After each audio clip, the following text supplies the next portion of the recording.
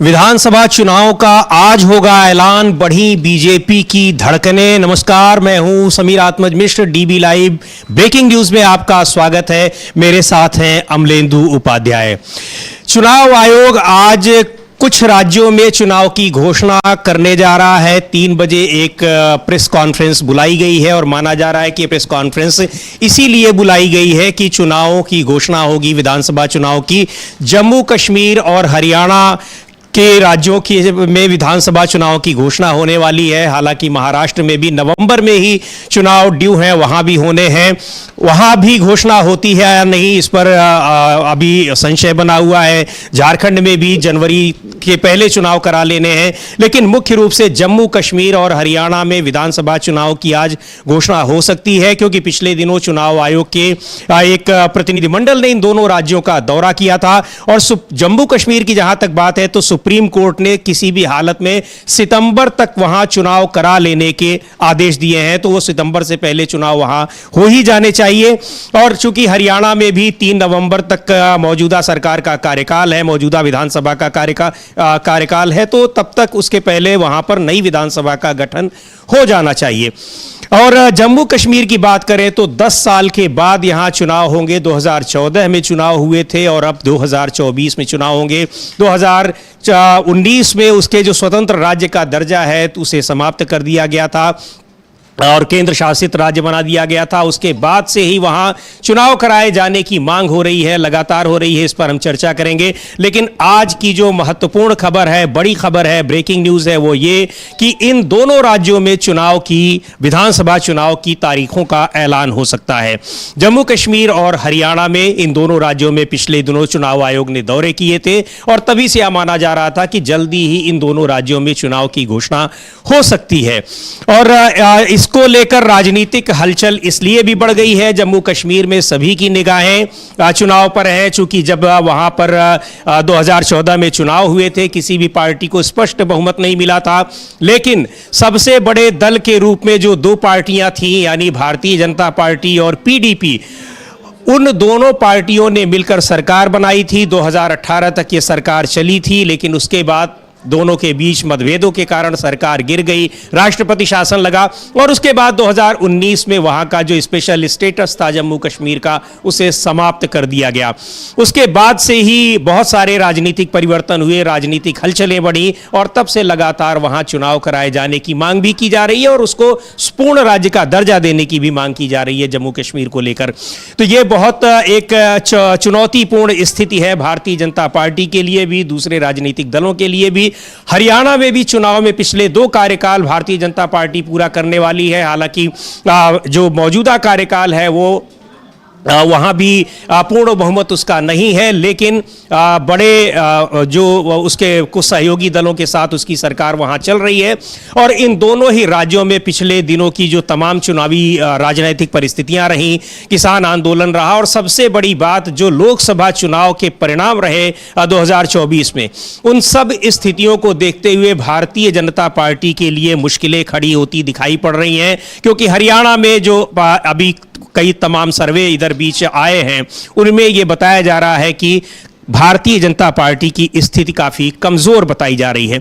अमलेंदु जी, अब जो चुनाव की ये घोषणा होने वाली है और माना जा रहा है कि जम्मू कश्मीर और हरियाणा के तारीखों का ऐलान होगा विधानसभा चुनाव में, तो ये राजनीतिक हलचल तो बढ़ेगी ही, लेकिन जाहिर सी बात है कि ये भारतीय जनता पार्टी के लिए बड़ी मुश्किलों वाली स्थिति है। और जम्मू कश्मीर में 10 साल के बाद वहां विधानसभा के चुनाव होने जा रहे हैं।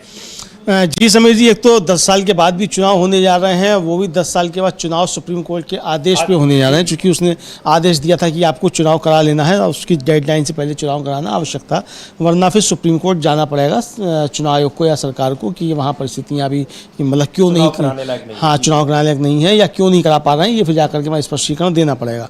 चूँकि सुप्रीम कोर्ट का आदेश था कि ये आपको चुनाव कराने हैं और बहुत ज़रूरी है, तो इसलिए चुनाव कराना बाध्यता है, तो इसलिए वहाँ चुनाव होंगे। लेकिन अभी जो लोकसभा चुनाव हुए थे समीर जी, असल में वहाँ 3 सीटों पर भारतीय जनता पार्टी अपने प्रत्याशी ही खड़े नहीं कर पाई थी, और जबकि दावा ये किया जा रहा था कि जो अनुच्छेद 370 था उसको समाप्त करने के बाद वहाँ परिस्थितियाँ बहुत अच्छी हो गई हैं और एकदम माहौल सब ठीक है, भारतीय जनता पार्टी के पक्ष में है और वहाँ प्रधानमंत्री ने ईद बनाई थी, इस तरीके की चीज़ें सारी बहुत सारी हुई थी। तो उससे समझा जा रहा था कि भारतीय जनता पार्टी शायद वहाँ अपने को बहुत मजबूत समझ रही है।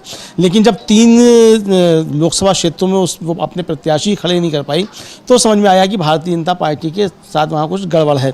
अब आरोप तो विपक्ष जो लगाता है वो अपने तरीके के हैं। वहाँ की जो राजनीतिक दल हैं वो पूर्ण राज्य का दर्जा की मांग कर रहे हैं, और अभी वहाँ जिस तरीके से LG के अधिकार बढ़ाए गए उसके लिए विधेयक लाया गया, उस पर वहाँ के राजनीतिक दलों ने बड़ी सख्त प्रतिक्रिया दी कि इससे तो जो है मतलब ना कराइए आप, वही ठीक है जब सब कुछ यही है। तो ये अब तो देखना ये है कि अब चुनाव जो प्रक्रिया होती है उसमें भारतीय जनता पार्टी का क्या रहता है। भारतीय जनता पार्टी की धड़कनें इसलिए बढ़ी हुई हैं क्योंकि एक तो लोकसभा चुनाव में उसको प्रत्याशी नहीं मिले थे, अब वो वहाँ खड़े करती है तो किस तरीके से खड़े करती है, किसके साथ उसका गठबंधन होता है, और वहाँ किन मुद्दों को लेकर जाती है। क्या 370 समाप्त करने की खुशियाँ मनाते हुए जाएगी वहाँ? हालांकि परिसीमन के बाद बहुत सी चीज़ें वहाँ डेमोग्राफी बदली है सीटों की, लेकिन उसके बाद भी क्या भारतीय जनता पार्टी वहाँ 370 हटाने का जश्न मनाती हुई चुनाव में जाएगी जैसा कि पूरे देश भर में उसने उसका जश्न मनाया? ये बहुत सारे सवाल हैं। बिल्कुल, क्योंकि जम्मू कश्मीर में लगातार ये आरोप लगते रहे। हालांकि उम्मीदें जताई जा रही थी कि शायद लोकसभा चुनाव के साथ वहां चुनाव कराए जाए, लेकिन ये संभव नहीं हो पाया। और ये भी कहा जा रहा है कि जिस तरह से वहां की राजनीतिक पार्टियां हैं, विपक्षी दल हैं, और तमाम रिपोर्ट्स के हवाले से ये चीजें आ रही हैं कि जिस तरह से वहां एक शांति बहाली की बातें की जा रही हैं वैसी स्थिति वास्तव में वहां पर नहीं है। और पिछले दिनों लगातार जिस तरह से वहां आतंकी हमले हुए या फिर वहां मुठभेड़ की घटनाएं लगातार हो रही हैं, उन सारी चीजों को देखते हुए ऐसा लग रहा है कि जो चीज बताई जा रही है और जैसा कि ये दावा किया जा रहा है कि बहुत बेहतर स्थिति वहां पर हुई है, वास्तव में वो स्थिति वहां नहीं है। इन परिस्थितियों में निश्चित तौर पर वहां चुनाव कराया जाना और विधानसभा के चुनाव कराए जाने की जो घोषणा करना अपने आप में एक चुनौतीपूर्ण है। लेकिन आखिर उस चीज को कब तक टालते, ये भी एक चुनौतीपूर्ण स्थिति है कि आप उसको ये केंद्र शासित प्रदेश बनाया गया है और एक वहां विधानसभा रहते हुए तो विधानसभा चुनाव कराए जाने तो है ही, इसलिए। और सुप्रीम कोर्ट का भी चूंकि निर्देश था कि सितंबर से पहले करा लिया जाना चाहिए, नहीं कराया जाता तो जाहिर सी बात है कि फिर सरकार को यह बताना पड़ता, चुनाव आयोग को बताना पड़ता कि हम अभी वहां पर कराने की स्थिति में नहीं है। तो ये एक बड़ा चुनौतीपूर्ण काम है। 90 सीटों के लिए वहां विधानसभा चुनाव होने हैं, और चूंकि भारतीय जनता पार्टी ने लोकसभा चुनाव में 3 सीटों पर, जैसा अमलेंदु जी अभी कह रहे थे, वहां प्रत्याशी ही नहीं खड़े किए थे। और प्रत्याशी ना खड़े करना, और किसी भी कोई ऐसा उम्मीदवार नहीं था जिसको अपना समर्थन उन्होंने दिया हो कि हाँ ये हमारे समर्थन से उम्मीदवार है, या कहने का मतलब कि वहां कोई गठबंधन भी नहीं था। अब विधानसभा चुनाव में गठबंधन के साथ चुनाव लड़ती है भारतीय जनता पार्टी, अकेले लड़ती है, किस तरह से लड़ती है वो देखने वाली बात होगी, लेकिन एक चुनौतीपूर्ण स्थिति उसके लिए भी है। और जाहिर सी बात है जो वहां की दूसरी राजनीतिक पार्टियां हैं, PDP हो, नेशनल कॉन्फ्रेंस हो, कांग्रेस पार्टी हो, इन सब के लिए भी अपनी अपनी तरह से चुनौतियां हैं। तो जम्मू कश्मीर में आज चुनाव का जब ऐलान होगा, जिसकी संभावना जताई जा रही है, कब किन किन तारीखों पर कितने चरणों में, यह भी देखने वाली बात होगी अमलेंदु जी की कितने चरणों में जम्मू कश्मीर में 90 सीटों के लिए विधानसभा चुनाव होने हैं। और लोकसभा चुनाव में हमने देखा था कि सभी चरण में वहां पर चुनाव हुए थे। अब विधानसभा चुनाव कितने चरण में होने हैं, इससे भी काफी कुछ पता चल जाएगा कि वहां पर स्थिति कैसी है, कानून व्यवस्था की स्थिति क्या है। जी, कानून व्यवस्था की स्थिति को लेकर लगातार सवाल उठ ही रहे हैं, लगातार वहाँ मुठभेड़ें हो रही हैं, लगातार वहाँ हमले हो रहे हैं। एक कैप्टन का, एक सेना का कैप्टन अभी शहीद हुआ है हाल ही में। तो इस तरह की वारदातें वहाँ लगातार बढ़ रही हैं, और विपक्ष इसको लेकर सरकार पर हमलावर है कि आपने तो कहा था कि 370 की वजह से वहाँ आतंकवाद है, और 370 हट गया, उसके बाद भी ये इस तरह की घटनाएं हो रही हैं। तो ये इसको लेकर विपक्ष लगातार हमलावर है। कानून व्यवस्था की स्थिति वहाँ बहुत ख़राब है, ये देखने में आ रहा। कश्मीरी पंडितों के साथ कई बड़ी घटनाएं हुई, उनको लेकर कि वहाँ रोष है। तो रोष तो वहाँ जनता में भी है, और विपक्षी दल भी केंद्र सरकार के ऊपर हमलावर हैं। अब देखना ये है समीर जी की जो जिस तरह की घटनाएं हो रही हैं, अब वो कितने चरणों में चुनाव कराया था। कल ही प्रधानमंत्री ने लाल किले की प्राचीर से एक राष्ट्र एक चुनाव का नारा फिर से बुलंद किया। एक राष्ट्र एक चुनाव का नारा अगर प्रधानमंत्री बुलंद कर रहे हैं तो देखना ये कि जम्मू कश्मीर में एक दिन में चुनाव हो पाता है कि नहीं हो पाता है। छोटा सा राज्य है, 90 सीटें हैं, तो कुल 90 सीटों पर एक चरण में चुनाव भी हो पाता है नहीं हो पाता है। इसी से मालूम पड़ जाएगा कि एक राष्ट्र एक चुनाव का नारा कितना खोखला है या कितना इसके लिए देश कितना तैयार है। पहली बात तो सबसे बड़ी अजीबोगरीब बात है जिसे लेकर बड़ा सवाल उठते भी हैं कि लोकसभा और विधानसभाओं के चुनाव, चूंकि एक चुनाव एक इसी की बात होती है, हालांकि चुनाव यहाँ और भी होते हैं, पंचायतों के चुनाव होते हैं, नगर निगम के चुनाव होते हैं और सबका कार्यकाल अलग अलग होता है। आप कैसे एक साथ एक चुनाव की बात कर सकते हैं? क्या यह उम्मीद की जाए कि हर बार किसी एक पार्टी को बहुमत ही मिलेगा? और अगर हंग असेंबली बनती है, हंग पार्लियामेंट बनती है, तो कभी भी वहां पर मध्यावधि चुनाव हो सकते हैं।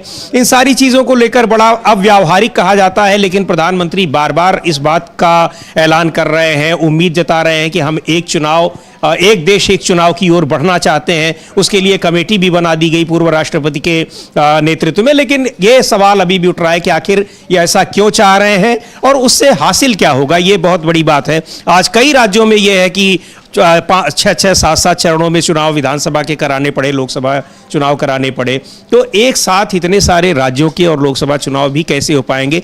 ये मुद्दा तो है ही, लेकिन जम्मू कश्मीर का बड़ा ये कह लीजिए कि सारे चरणों में वहां चुनाव हो रहे हैं और ये 90 विधानसभा सीटों के चुनाव कितने चरण में होंगे, इससे भी बहुत कुछ पता चलेगा वहां की कानून व्यवस्था को लेकर। इसके अलावा अमलेंदु जी, हरियाणा का भी की जो स्थिति अभी वहां पे, हालांकि भारतीय जनता पार्टी के नेतृत्व में सरकार है, लेकिन यह सरकार, मुख्यमंत्री को भी बीच में इस बार बदलना पड़ा। पिछले कार्यकाल को तो उन्होंने अपना पूरा किया। इन सारी स्थितियों को देखते हुए भारतीय जनता पार्टी के लिए, जो वहां सत्तारूढ़ पार्टी है हरियाणा में, उसके लिए कितनी चुनौतीपूर्ण स्थिति है? अभी पिछले दिनों जो कुछ एक सर्वे आ रहे थे या तमाम रिपोर्ट्स आ रही थी, उनमें वहां उसकी स्थिति बड़ी कमजोर बताई जा रही है। और अब क्या लग रहा है आप? देखिए, हरियाणा में भी भारतीय जनता पार्टी बहुत बुरी तरह फंसी हुई है। एक तो अभी भी स्पष्ट बहुमत नहीं है, अल्पमत की सरकार वहाँ चल रही है हरियाणा में भारतीय जनता पार्टी की, और जोड़ तोड़ से सरकार वहाँ बनाई गई थी दूसरी बार, तो स्पष्ट बहुमत नहीं मिला था। दुष्यंत चौटाला की जो जननायक जनता पार्टी है, उसके समर्थन से वहाँ भारतीय जनता पार्टी ने सरकार बनाई थी। अब वो जननायक जनता पार्टी समर्थन वापस ले चुकी है।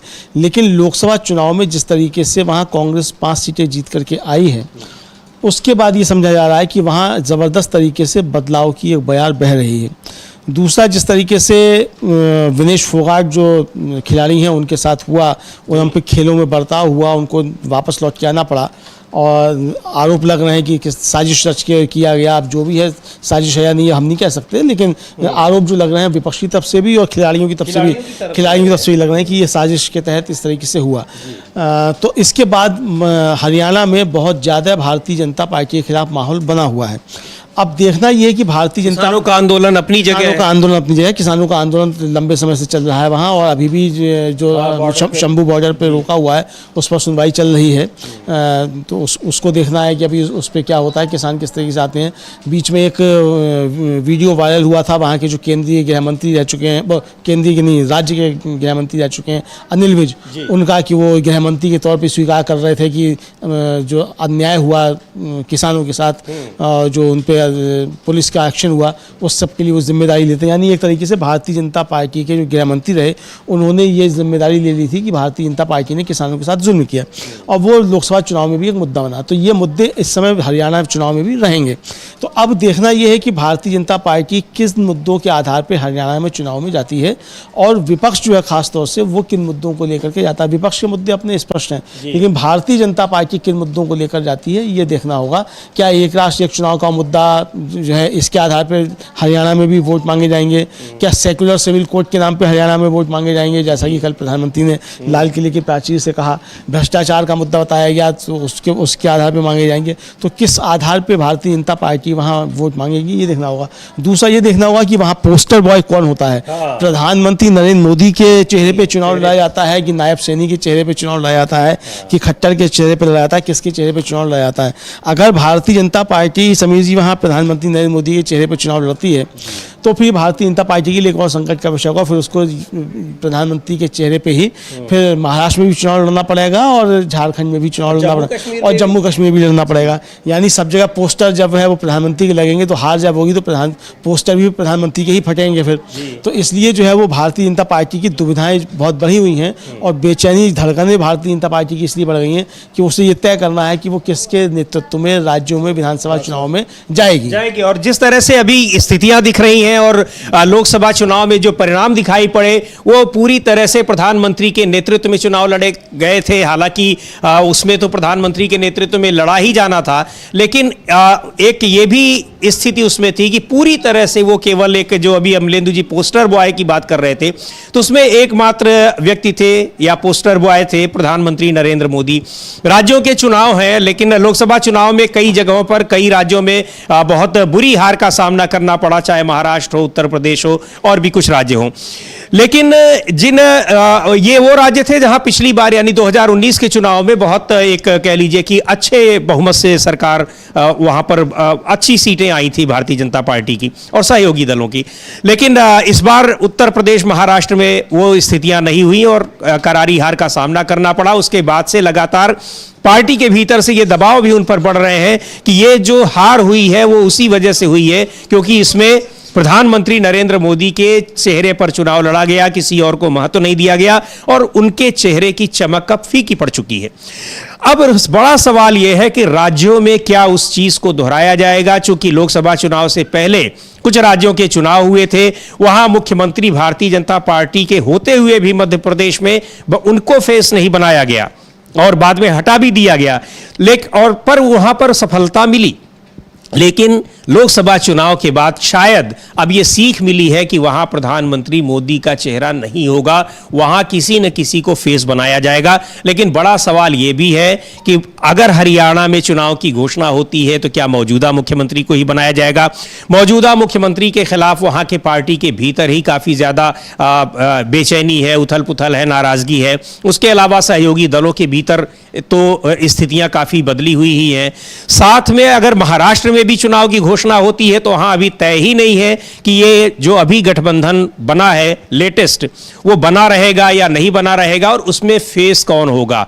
मौजूदा मुख्यमंत्री एकनाथ शिंदे फेस होंगे जो शिवसेना के नेता हैं, या फिर भारतीय जनता पार्टी के अपने पुराने मुख्यमंत्री जो इसी सरकार में अब डिप्टी सीएम बना दिए गए देवेंद्र फडणवीस, उनको चेहरा बनाया जाएगा। इसे लेकर अब बहुत पहले से ही पिछले 1-2 महीने से ही विवाद चल रहे हैं लोकसभा चुनाव के परिणाम के बाद से ही। ऐसी स्थितियों में यह चुनौती भारतीय जनता पार्टी के सामने तो है ही कि किन मुद्दों को लेकर, किन चेहरों को लेकर वो चुनाव में जाएगी, लेकिन उससे बड़ी चुनौती प्रधानमंत्री नरेंद्र मोदी के सामने है कि किस तरह से वो अपने को यानी उन्हें वो फेस बनना स्वीकार करेंगे या नहीं करेंगे। क्योंकि अगर फेस बनना स्वीकार करेंगे और जैसा कि अभी चुनाव से पहले की स्थितियां दिखाई पड़ रही हैं कि भारतीय जनता पार्टी या एनडीए गठबंधन की स्थिति कमजोर है, वहां चुनाव हार सकते हैं, तो क्या इन स्थितियों को जानने के बावजूद वो वहां फेस बनना चाहेंगे? उनकी कार्यशैली को देखकर ऐसा लगता है कि कदापि नहीं, क्योंकि फिर ये बहुत मांग तेजी से उठेगी कि अब आपके चेहरे की चमक फीकी नहीं पड़ चुकी है बल्कि वो पूरी तरह से अब खत्म हो चुकी है। तो उन स्थितियों में उनके लिए प्रधानमंत्री के पद पर भी बने रहना बड़ा मुश्किल हो जाएगा, क्योंकि विपक्ष अब पूर्ण बहुमत की सरकार नहीं है, सहयोगी दलों की बदौलत सरकार चल रही है और पार्टी के भीतर भी अब आवाजें उठने लगी हैं कि क्या कब तक प्रधानमंत्री मोदी ही प्रधानमंत्री के पद पर बने रहेंगे। अमलेंदु जी, ये अलग बात है कि प्रधानमंत्री जी ने एक बार फिर लाल किले से भी ये संकेत दिया कि वो अभी बने रहेंगे प्रधानमंत्री। तमाम योजनाओं का जो टारगेट है उन्होंने 2030 तक फिक्स किया हुआ है और ये भी कहा है कि वो 3 गुनी ऊर्जा के साथ, मेहनत के साथ काम करते रहेंगे। यानी सहयोगी दल या भारतीय जनता पार्टी के भीतर जो लोग ये सपना देख रहे होंगे कि प्रधानमंत्री जी रिटायर होंगे तो हो सकता है हमारा नंबर आए, तो शायद वो ये बताना चाह रहे थे कि अभी आप लोगों का नंबर आने वाला नहीं है। जी, प्रधानमंत्री तो पता नहीं क्या क्या संदेश देना चाहते थे समीर जी, वो तो प्रधानमंत्री जाने। लेकिन चुनाव की घोषणा आज होगी और प्रधानमंत्री ने कल जो लाल किले की प्राचीर से कहा, उन सारी बातों को अगर जोड़ा जाए तो साफ तौर पर दिखाई पड़ता है कि धड़कनें भारतीय जनता पार्टी की बढ़ी हुई हैं।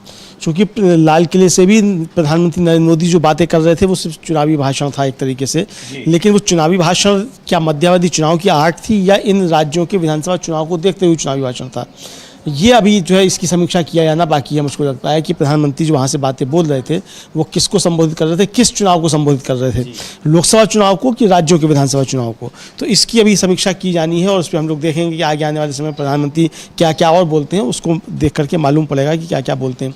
महाराष्ट्र में भी नवंबर तक का समय है समीर जी, और हरियाणा में भी नवंबर तक का समय है, यानी नवंबर से पहले पहले वहाँ चुनाव करा लिए जाने चाहिए। चुनाव आयोग जम्मू कश्मीर और हरियाणा का दौरा कर चुका है, तो आज शायद जम्मू कश्मीर और हरियाणा के चुनाव की घोषणा हो सकती है, हो सकता है महाराष्ट्र के चुनाव की भी घोषणा हो, या हो सकता है कि महाराष्ट्र के चुनाव की घोषणा अभी बाद में कुछ दिन बाद हो या रुक कर की जाए। हो सकता है कि उसकी तिथियां अलग से घोषित की जाएं, क्योंकि पहले हमने देखा था कि गुजरात के चुनाव थे बहुत आखिर में घोषित किए गए, और सब लोग सवाल पूछते हैं कि गुजरात के चुनाव घोषित क्यों नहीं किए जा रहे हैं। तो इस पर सवाल उठे थे कि प्रधानमंत्री के चूँकि वहाँ दौरे होने हैं तो इसलिए गुजरात के विधानसभा चुनाव थे आखिर में घोषित किए गए, उसको लेकर बहुत सवाल उठे थे।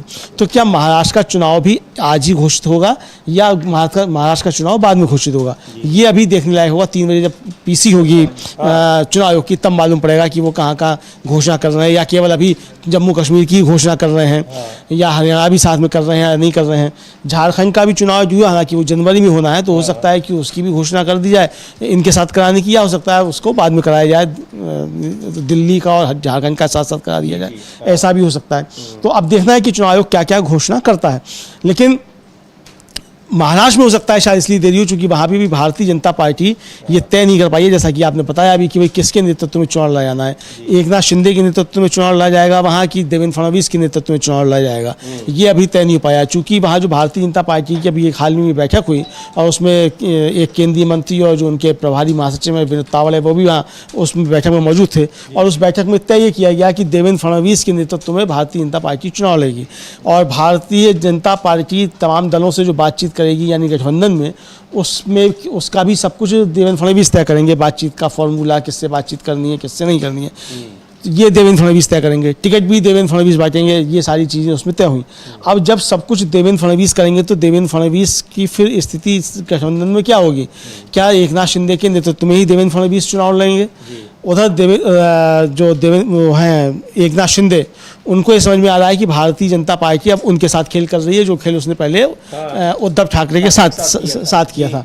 तो देखना ये है कि ये गठबंधन कितना चलता है और कितना नहीं चल पाता है आगे, अब ये देखना होगा समीर जी। बिल्कुल अमलेंदु जी आप सही कह रहे हैं, चूंकि महाराष्ट्र में ये हो रहा है कि लगा ये एकनाथ शिंदे पहले भी कह चुके हैं कि जो विधानसभा चुनाव में, चूंकि लोकसभा चुनाव का जो स्ट्राइक रेट है यानी सीटों पर लड़ना और जीतना वो उनका कहीं ज्यादा है, इसलिए उनको ज्यादा सीटें मिलनी चाहिए। तो सीटों के समझौते को लेकर दूसरे ये है कि कौन फेस होगा, सीएम का फेस होगा, इन सारी चीजों में अभी पार्टी उलझी हुई है। हालांकि कुछ उलझने इंडिया गठबंधन में भी है, लेकिन जिस तरह से इंडिया गठबंधन के पक्ष में वहां अभी एक लोकसभा चुनाव के नतीजे आए और उसके बाद विधानसभा चुनाव को लेकर भी जिस तरह से वहां एक माहौल इंडिया गठबंधन के फेवर में दिखाई पड़ रहा है। कुछ एक सर्वेक्षण भी इस तरह से आए हुए हैं अभी पिछले कुछ दिनों में लोकसभा चुनाव के बाद, उनको देखते हुए इंडिया गठबंधन के सहयोगी दलों में यह बात लगातार चल रही है या उनकी समझ में आ रहा है कि थोड़े बहुत समझौतों के साथ इस गठबंधन की मजबूती को बनाए रखना होगा।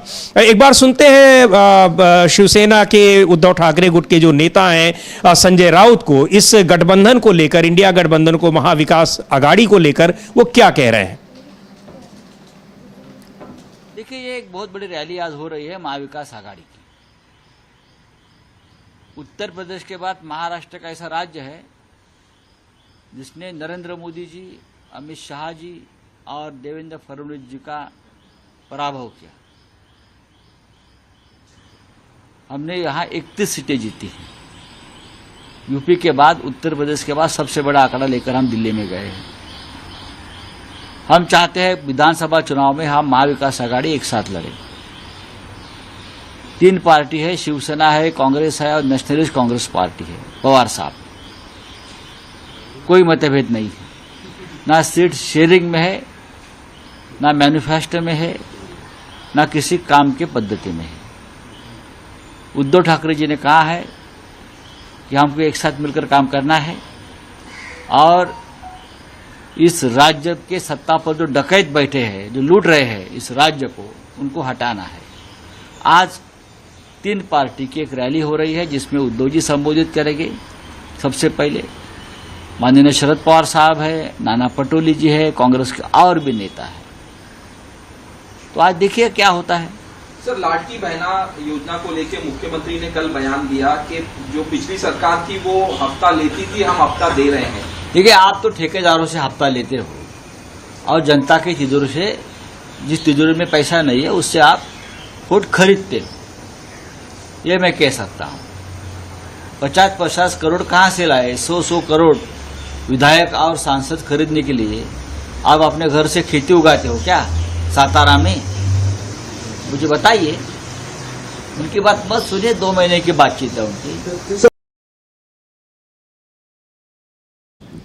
तो महाराष्ट्र में इंडिया गठबंधन के घटक दलों की आज बैठक हो रही है, रैली हो रही है, जिसमें भारतीय राष्ट्रीय कांग्रेस, शिवसेना, उद्धव ठाकरे गुट और एनसीपी जो शरद पवार का गुट है वो लोग उसमें शामिल होंगे।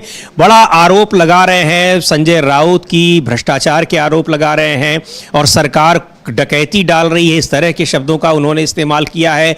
ये साफ दिख रहा है कि भ्रष्टाचार भी एक बड़ा मुद्दा इस चुनाव में बनेगा।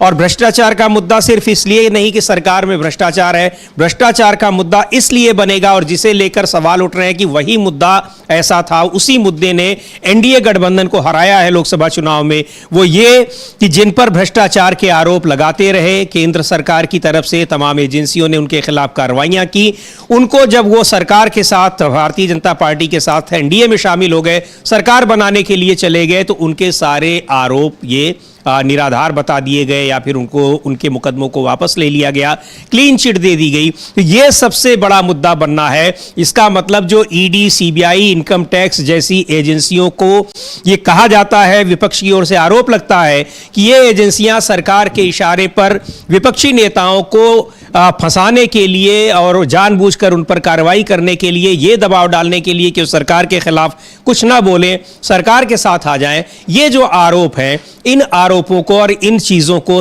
विपक्ष बड़ा मुद्दा इस चुनाव में बनाने वाला है। महाराष्ट्र के चुनाव में एनसीपी की नेता सुप्रिया सुले हैं। 2 दिन पहले उनका एक बड़ा इसी बहुत गंभीर बयान आया था कि वो संसद में जब कुछ बोलती हैं तो उसके बाद इनकम टैक्स डिपार्टमेंट उनके पति को, उनके हस्बैंड को नोटिस भेज देता है। तो भ्रष्टाचार का मुद्दा अपनी जगह है, लेकिन भ्रष्टाचार का जो ये स्वरूप है कि आप सरकार के साथ हैं तो आपके ऊपर भ्रष्टाचार के सारे लगे हुए इल्जाम समाप्त हो जाएंगे, और अगर आप सरकार से दूर हो गए तो वो इल्जाम आपके ऊपर दोबारा लग जाएंगे। इस भ्रष्टाचार के स्वरूप को लेकर अमलेंदु जी, मुझे लग रहा है कि विपक्ष बड़े तरीके से एक रणनीति के साथ इसको, भारतीय जनता पार्टी को महाराष्ट्र के चुनाव में घेरेगा। बिल्कुल। और चूंकि कल जिस तरीके से प्रधानमंत्री ने भ्रष्टाचार के ऊपर लाल किले की प्राचीर से भी कहा, तो अब ये इसका मतलब प्रधानमंत्री भी इसको भ्रष्टाचार को मुद्दा बनाना चाहते हैं। जब प्रधानमंत्री स्वयं भ्रष्टाचार को मुद्दा बनाना चाहते हैं तो भारतीय जनता पार्टी का भ्रष्टाचार भी चुनाव में फिर मुद्दा बनेगा, दूसरे लोग बनाएंगे उसको मुद्दा। तो संजय राउत जो कह रहे हैं, संजय राउत वही बात उठा रहे हैं कि जो भारतीय जनता पार्टी का भ्रष्टाचार है, उस भ्रष्टाचार को विपक्ष वहाँ मुद्दा बनाएगा, ये उनका कहना है, संजय राउत का। और ये सिर्फ संजय राउत का कहना नहीं है, ये पूरा विपक्ष जो है इसको बात को कहता रहता है कि ये वॉशिंग मशीन हो गई है भारतीय जनता पार्टी। और वॉशिंग मशीन में तमाम जो जिनके ऊपर खुद आरोप लगाती है भारतीय जनता पार्टी, वो वॉशिंग मशीन में आकर धुल जाते हैं और फिर वो पाक साफ हो जाते हैं। और जब भारतीय जनता पार्टी से दूर चले जाते हैं तो फिर उन पर दाग लग जाता है। फिर उन पर दाग लग जाता है। बीच में अजीत पवार वॉशिंग मशीन में धुल गए थे, लेकिन जब बीच में खबरें आने लगी कि अजीत पवार इधर से उधर हो रहे हैं तो मालूम पड़ा कि वो जो वहाँ की राज्य अपराध इकाई है, आर्थिक अपराध इकाई, उसने क्लीन चिट दे दी थी एक मामले में अजीत पवार को। उसके खिलाफ ईडी पहुँच गई कि नहीं, ये अभी क्लीन चिट में नहीं दी जानी चाहिए। तो यानी वॉशिंग मशीन जो है वो काम पे लगी हुई है। आप समय से पहले उस वॉशिंग मशीन से नहीं निकल सकते। सकते तो उस वॉशिंग मशीन में पड़े हुए हैं। तो अब वॉशिंग मशीन में भी अजीत पवार पड़े हुए हैं। तो विपक्ष इसी को मुद्दा बना रहा है। और संजय राउत जो कह रहे हैं, संजय राउत का कहना भी यही है कि वो इन मुद्दों को मतलब इन मसले को चुनाव में मुद्दा बनाएंगे। भारतीय जनता पार्टी का जो भ्रष्टाचार, जिसको विपक्ष कह रहा है कि वो किस तरीके से भारतीय जनता पार्टी भ्रष्टाचार करती है, इसको चुनाव में मुद्दा बनाएंगे। जाहिर सी बात है कि भ्रष्टाचार एक बड़ा मुद्दा है और भारतीय जनता पार्टी को भी लोकसभा के चुनाव में जो नुकसान हुआ है वो भ्रष्टाचार के आरोपों पर ही नुकसान हुआ। चूंकि चुनाव से ठीक पहले जिस तरीके से इलेक्टोरल बॉन्ड को लेकर सुप्रीम कोर्ट का आदेश आ गया, उसके बाद फिर वो उसको छुपाने की कोशिश की गई SBI की तरफ से, सूची जारी ना करनी पड़े और किसने किसको किस पार्टी को दिया वो सब छुपाने की, और सुप्रीम कोर्ट के आदेश से सब बहुत जल्दी जारी करनी पड़ी। और उसके बाद जब मीडिया ने जब उसको खंगाला तो मालूम पड़ा कि अधिकांश पैसा भारतीय जनता पार्टी को गया है और किन किन लोगों से गया। जब ये सारी चीज़ें सब सामने आने लगी तो फिर वो एक मुद्दा बना। उसका भारतीय जनता पार्टी को लोकसभा चुनाव में भी नुकसान हुआ। तो अब राज्यों के विधानसभा चुनाव में भी निश्चित तौर पर भ्रष्टाचार मुद्दा है और विपक्ष भारतीय जनता पार्टी के भ्रष्टाचार को मुद्दा बनाएगा। जी बिल्कुल, आप सही कह रहे हैं कि ये जिस तरह से लोकसभा चुनाव से ठीक पहले ये आया इलेक्टोरल बॉन्ड को, उसको लेकर बहुत सारी चीज़ें छिपाई जाती रही पहले से ही, लेकिन वो जब सुप्रीम कोर्ट के आदेश से उसको निरस्त कर दिया गया उस योजना को ही, तो फिर जब सारा मामला साफ हुआ, क्लियर हुआ, बहुत सारी चीज़ें आई और ये हुआ कि भारतीय जनता पार्टी को सबसे ज़्यादा इसमें फ़ायदा हुआ है। और फ़ायदा ही नहीं, ऐसे भी संकेत मिले और उनके स्पष्ट रूप से उनके प्रमाण मिले कि फ़ायदा लेने के बाद उनको फ़ायदा दिया गया है, तो सरकार की ओर से फायदा पहुंचाया गया है। ये जो नेक्सस था इसका पूरी तरह से जब ये सब बातें खुली तो इसे लेकर भारतीय जनता पार्टी पूरी तरह से घिरी नजर आई और चुनाव में उसका नुकसान उठाना पड़ा। अब ये 4 राज्यों में जो विधानसभा के चुनाव होने हैं, यहां भी खास तौर पर महाराष्ट्र में उसके ठीक पहले ये जो भ्रष्टाचार का मुद्दा उठ रहा है, विपक्ष उसको बड़ा मुद्दा इसलिए भी बनाएगा कि अभी हिंडनबर्ग की दूसरी रिपोर्ट आई है। सरकार पूरी तरह से घिरी है, उसके पास सफाई देने के लिए कोई तर्क नहीं बचा है। इसलिए नहीं बचा है कि पहली रिपोर्ट को तो यह कहकर खारिज कर दिया गया कि इसमें सेबी ने जांच की, यानी securities and exchange board of India ने कि ये क्लीन चिट दे दी, उसने जांच की और क्लीन चिट दे दी। अब दूसरी रिपोर्ट में यह बात सामने आई है स्पष्ट तरीके से, जिसको सेबी की चेयरपर्सन ने स्वीकार भी किया है कि सेबी की चेयरपर्सन के खुद ही उसमें अडानी की कंपनियों में वहां इन्वेस्टमेंट हुआ है। तो ये नेक्सस बड़ा, इसको लेकर विपक्ष हमलावर है सरकार के ऊपर और निश्चित तौर पर यह विधानसभा चुनाव में भी बड़ा मुद्दा बनेगा और विपक्ष इसको बड़ा मुद्दा बनाएगा, इसलिए भी क्योंकि इस पूरे मसले में खास तौर से जो हिंडनबर्ग की रिपोर्ट है उसमें प्रधानमंत्री नरेंद्र मोदी खुद घिरे नजर आ रहे हैं और साफ तौर पर इसमें सवाल उठाया गया है कि प्रधानमंत्री इस मामले में इस्तीफा दें, इसकी जेपीसी से जांच कराई जाए। इसे लेकर विपक्ष हमलावर है जब से ये रिपोर्ट आई है और विधानसभा चुनाव में भी निश्चित तौर पर ये एक बड़ा मुद्दा बनने जा रहा है। थोड़ी देर में आपको हम सुनाएंगे कि संजय सिंह ने इस मामले में किस तरह से प्रधानमंत्री की संलिप्तता का आरोप लगाया है। दूसरे नेताओं ने भी, विपक्ष के नेताओं ने सीधे तौर पर प्रधानमंत्री को इसमें संलिप्त होना पाया है, आरोप लगाए हैं और कहा है कि इसीलिए इसकी जांच जेपीसी से नहीं कराई जा रही है, संयुक्त संसदीय समिति से इसकी जांच नहीं कराई जा रही है। तो ये एक बड़ा मुद्दा है भ्रष्टाचार का, जिस पर सरकार को विधानसभा चुनाव में भी घेरने की रणनीति बना रहा है विपक्ष। अपने दर्शकों को जो अभी जुड़े हों या देर से जुड़े हों उनको हम बता दें कि आज विधानसभा चुनाव का ऐलान हो सकता है कुछ राज्यों में। खास तौर से उम्मीद जताई जा रही है कि जम्मू कश्मीर और हरियाणा विधानसभा के चुनाव का ऐलान हो सकता है। जम्मू कश्मीर में सुप्रीम कोर्ट ने सितंबर से पहले वहां चुनाव करा लेने के निर्देश दिए थे और हरियाणा विधानसभा का जो कार्यकाल है वो 3 नवंबर को पूरा हो रहा है। 26 नवंबर को महाराष्ट्र विधानसभा का भी कार्यकाल पूरा हो रहा है, लेकिन पिछले दिनों चुनाव आयोग ने हरियाणा और जम्मू कश्मीर का दौरा किया था, इसलिए अभी संभावना जताई जा रही है कि शायद अभी इन दोनों राज्यों के चुनाव की तारीखों का ऐलान किया जाए। ये होता है तो जम्मू कश्मीर में 2014 के बाद ये चुनाव होंगे, क्योंकि 2014 के बाद जो सरकार बनी थी भारतीय जनता पार्टी और पीडीपी की, वो संयुक्त रूप से सरकार थी, गठबंधन सरकार थी, लेकिन 2018 में ये सरकार आपसी मतभेदों के चलते गिर गई और फिर राष्ट्रपति शासन लगाना पड़ा।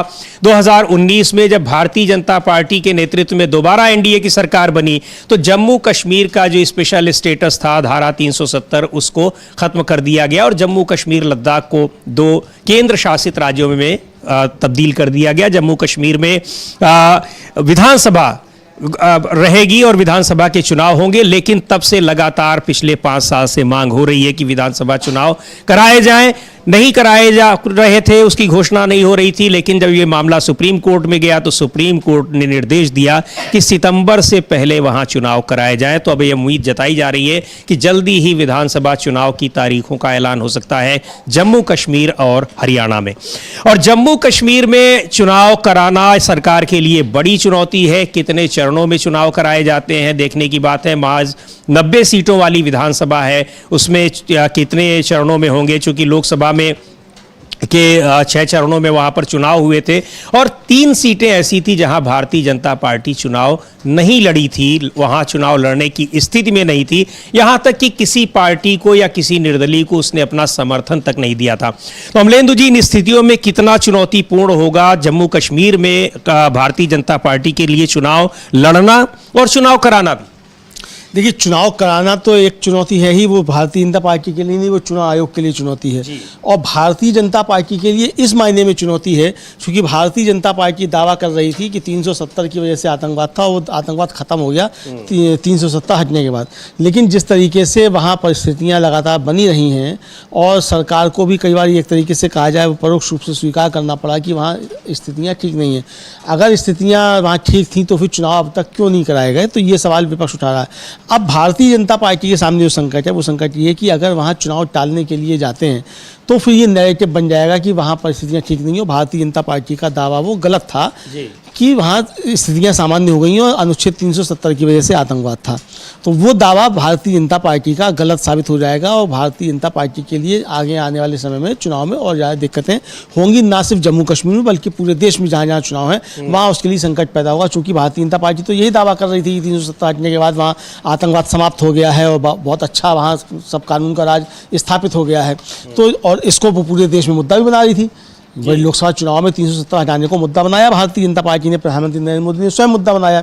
तो जिसको आपने लोकसभा चुनाव में पूरे देश में मुद्दा बनाया था, अगर आप वही चुनाव कराने की स्थिति में नहीं है तो फिर ये संकट होगा। हालांकि जो लोकसभा चुनाव था उसमें मतदान अच्छा हुआ और जैसा देश के अन्य भागों में हुआ उससे थोड़ा सा कम आप कह सकते हैं, लेकिन जम्मू कश्मीर को देखते हुए अच्छा मतदान था। इसका मतलब जम्मू कश्मीर की जनता ने तो बढ़ चढ़ के हिस्सा लिया, उसकी मतलब यहाँ की डेमोक्रेसी, यहाँ के संविधान में आस्था है। लेकिन सवाल ये है कि क्या जो हमारे राजनीतिक दल हैं वो जम्मू कश्मीर को कितना भारत का अंग मानते हैं और कितना कश्मीरियों को भारतीय मानते हैं। ये परीक्षा होनी है, उसमें भारतीय जनता पार्टी की भी परीक्षा होनी है। तो भारतीय जनता पार्टी के सामने संकट ये है। अब वहाँ चुनाव होते हैं, किस तरीके से होते हैं, भारतीय जनता पार्टी कितनी सीटों पर लड़ती है, किससे वहाँ समझौता करती है या अकेले लड़ती है, सारी सीटों पर लड़ेगी भी कि नहीं लड़ेगी, ये सारी चीज़ें सामने आएंगी समीर जी। और अगर भारतीय जनता पार्टी सारी सीटों पर चुनाव नहीं लड़ पाती है तो भी भारतीय जनता पार्टी के खिलाफ नैरेटिव बनेगा। सारी सीटों पर चुनाव लड़ती है तो उसके कितने प्रत्याशी जो है उसको मिल जाएंगे सारी सीटों पर चुनाव लड़ने के लिए, मिल पाएंगे कि नहीं मिल पाएंगे, ये एक मसला होगा। मिलेंगे तो उनको वोट कितने मिलेंगे, क्योंकि सिर्फ चुनाव नहीं होना, चुनाव के परिणाम भी आने होंगे। तो चुनाव के परिणाम में मालूम पड़ा कि भारतीय जनता पार्टी को किसी कॉन्स्टिट्यूंसी में 5 वोट ही मिले तो ये भी स्थिति खराब होगी। तो अब बहुत सारी चीज़ें, भारतीय जनता पार्टी की धड़कनें बढ़ी हुई क्यों हैं? इसीलिए बढ़ी हुई हैं, एक तो जिन राज्यों में विधानसभा चुनाव होने हैं उनमें सब जगह भारतीय जनता पार्टी का अस्तित्व दांव पे लगा हुआ है। चाहे हरियाणा हो चाहे महाराष्ट्र, दोनों जगह भारतीय जनता पार्टी गठबंधन की सरकारें चल रही हैं। जम्मू कश्मीर में भी उनसे ही सरकार छूटी थी 2018 में, उन्होंने पीडीपी से समर्थन वापस लिया था, उसके बाद फिर वहाँ चुनाव नहीं हुए। तो अब समस्या ये भी आएगी कि वहाँ अब दिखाना होगा कि भाई आप सरकार में थे तो आप सरकार में के बाद जब चुनाव हो रहा है तो आपकी स्थिति क्या है। तो बहुत संकट भारतीय जनता पार्टी के सामने हैं।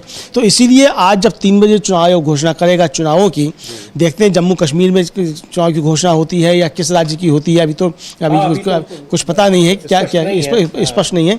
लेकिन समझा यही जा रहा है कि जम्मू कश्मीर, हरियाणा महाराष्ट्र और झारखंड की भी घोषणा हो सकती है, या हो सकता है अभी 2 या 3 राज्यों की घोषणा हो, या 2 राज्यों की हो, 2 की बाद में हो। इस तरीके की बातें भी अभी आ रही हैं। एक चीज और भी है अमलेंदु जी की इसमें, जो महाराष्ट्र में हो, अब वो आप बता ही रहे हैं कि स्पष्ट नहीं है, हो भी सकती है, नहीं भी हो सकती है। इसके अलावा एक महत्वपूर्ण चुनाव उत्तर प्रदेश में भी 10 सीटों पर, जो विधानसभा की 10 सीटों पर उपचुनाव होने हैं, उसको लेकर भी लोगों की निगाहें हैं। और ये ऐसा माना जा रहा है कि हो सकता है कि इसमें उपचुनाव की घोषणा भी की जाए, लेकिन अब बात वही है कि अब ये सारी चीजें तब स्पष्ट होंगी जब 3 बजे चुनाव आयोग की प्रेस कॉन्फ्रेंस होगी।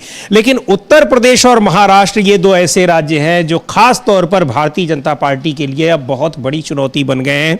इसलिए नहीं कि लोकसभा चुनाव में वहां भारतीय जनता पार्टी और एनडीए गठबंधन की करारी हार हुई है, बल्कि इसलिए भी कि वहां के राज्यों की जो भारतीय जनता पार्टी की इकाई है और साथ में वहां की क्षेत्रीय पार्टियों के साथ गठबंधन है, इनका अब ये दिखाई पड़ रहा है कि केंद्रीय नेतृत्व से बहुत एक दुराव, या कह लीजिए कि दूरियां जो है वो काफी बढ़ी हुई हैं। और प्रधानमंत्री नरेंद्र मोदी ने जिस तरह से उनके चेहरे पर लोकसभा का चुनाव लड़ा गया और ये नुकसान उठाना पड़ा, उसको लेकर इन राज्यों में वहां की भारतीय जनता पार्टी की इकाइयों में भी और गठबंधन के सहयोगी दलों में भी केंद्रीय नेतृत्व के प्रति काफी नाराजगी है। और उसे देखते हुए ये बहुत मुश्किल दिखाई पड़ रहा है कि इन राज्यों के चुनाव प्रधानमंत्री नरेंद्र मोदी के ही फेस पर लड़े जाएंगे।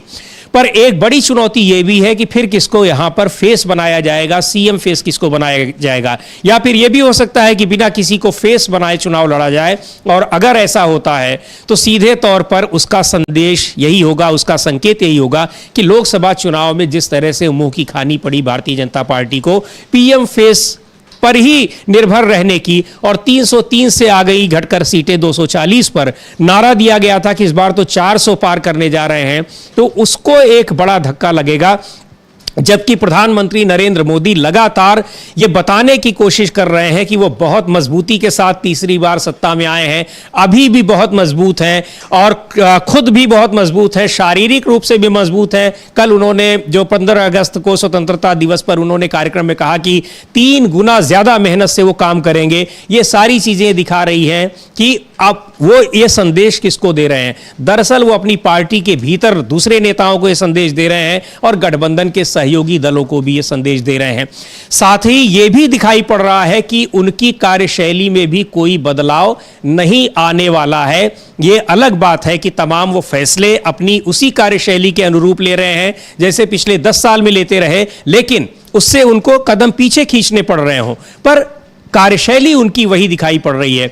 अमलेंदु जी, जिस तरह से कल हम लोगों ने देखा कि और उसको बहुत बड़ा मुद्दा भी विपक्ष बना रहा है, कांग्रेस पार्टी बना रही है कि जो ये संबोधन था लाल किले की प्राचीर से प्रधानमंत्री का, 11वीं बार उन्होंने लगातार वहां से भाषण दिया, लेकिन विपक्ष के नेता राहुल गांधी को, जो कि एक प्रोटोकॉल होता है उसमें उनको आगे की पंक्ति में बैठना चाहिए, उनको 5वीं रो में बैठाया गया, 1 2 3 4 के बाद 5वीं रो में। और इसे लेकर हालांकि राहुल गांधी तो बड़े सहज दिखाई पड़ रहे थे, ऐसा नहीं लगा कि उनको उस पर कोई आपत्ति है, लेकिन बाद में कांग्रेस पार्टी ने उस पर काफी नाराजगी जताई, काफी रोष जताया और सीधे तौर पर यह कहा कि यह प्रधानमंत्री नरेंद्र मोदी की जो मानसिकता है, भारतीय जनता पार्टी की जो मानसिकता है, उसको दिखाता है कि विपक्ष के नेताओं को वो किस तरह से समझते हैं।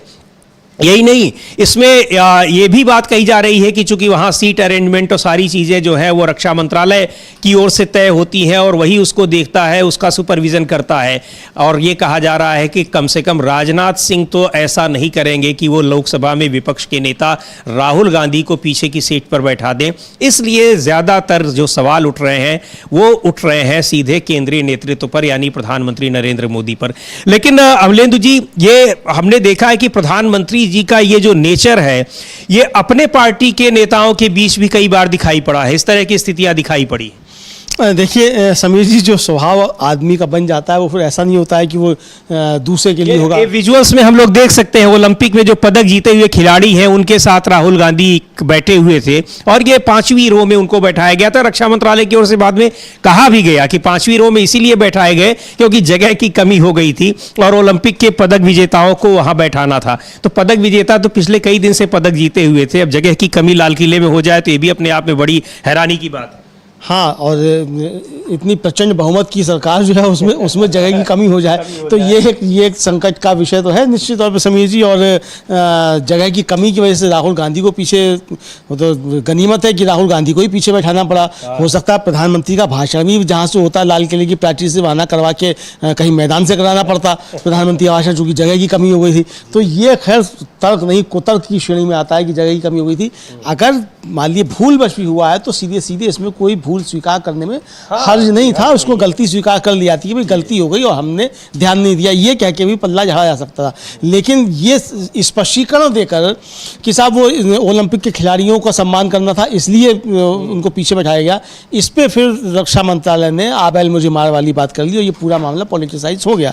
हालांकि प्रधानमंत्री का ये कहते भी हैं कि आप एक झूठ को बचाने के लिए फिर आपको कई झूठ बोलने पड़ते हैं। जी, कई झूठ बोलने पड़ते हैं और फिर वो लगातार फिर झूठ छिपता नहीं है, असली बात सामने आ जाती है और फिर नए झूठ जो आपको बोलने पड़ते हैं उसमें फिर आपके सामने संकट और ज्यादा बढ़ते चले जाते हैं। तो ये जो मामला है राहुल गांधी वाला ये बढ़ रहा है। हालांकि मैं देख रहा था कि आज सुबह एक वीडियो वायरल और हो रहा है, जो उपराष्ट्रपति धनखड़ साहब हैं वो प्रधानमंत्री से मिल रहे हैं अटल बिहारी वाजपेयी की जो था वहाँ श्रद्धांजलि देने जाने के लिए, और नमस्ते हो रही है।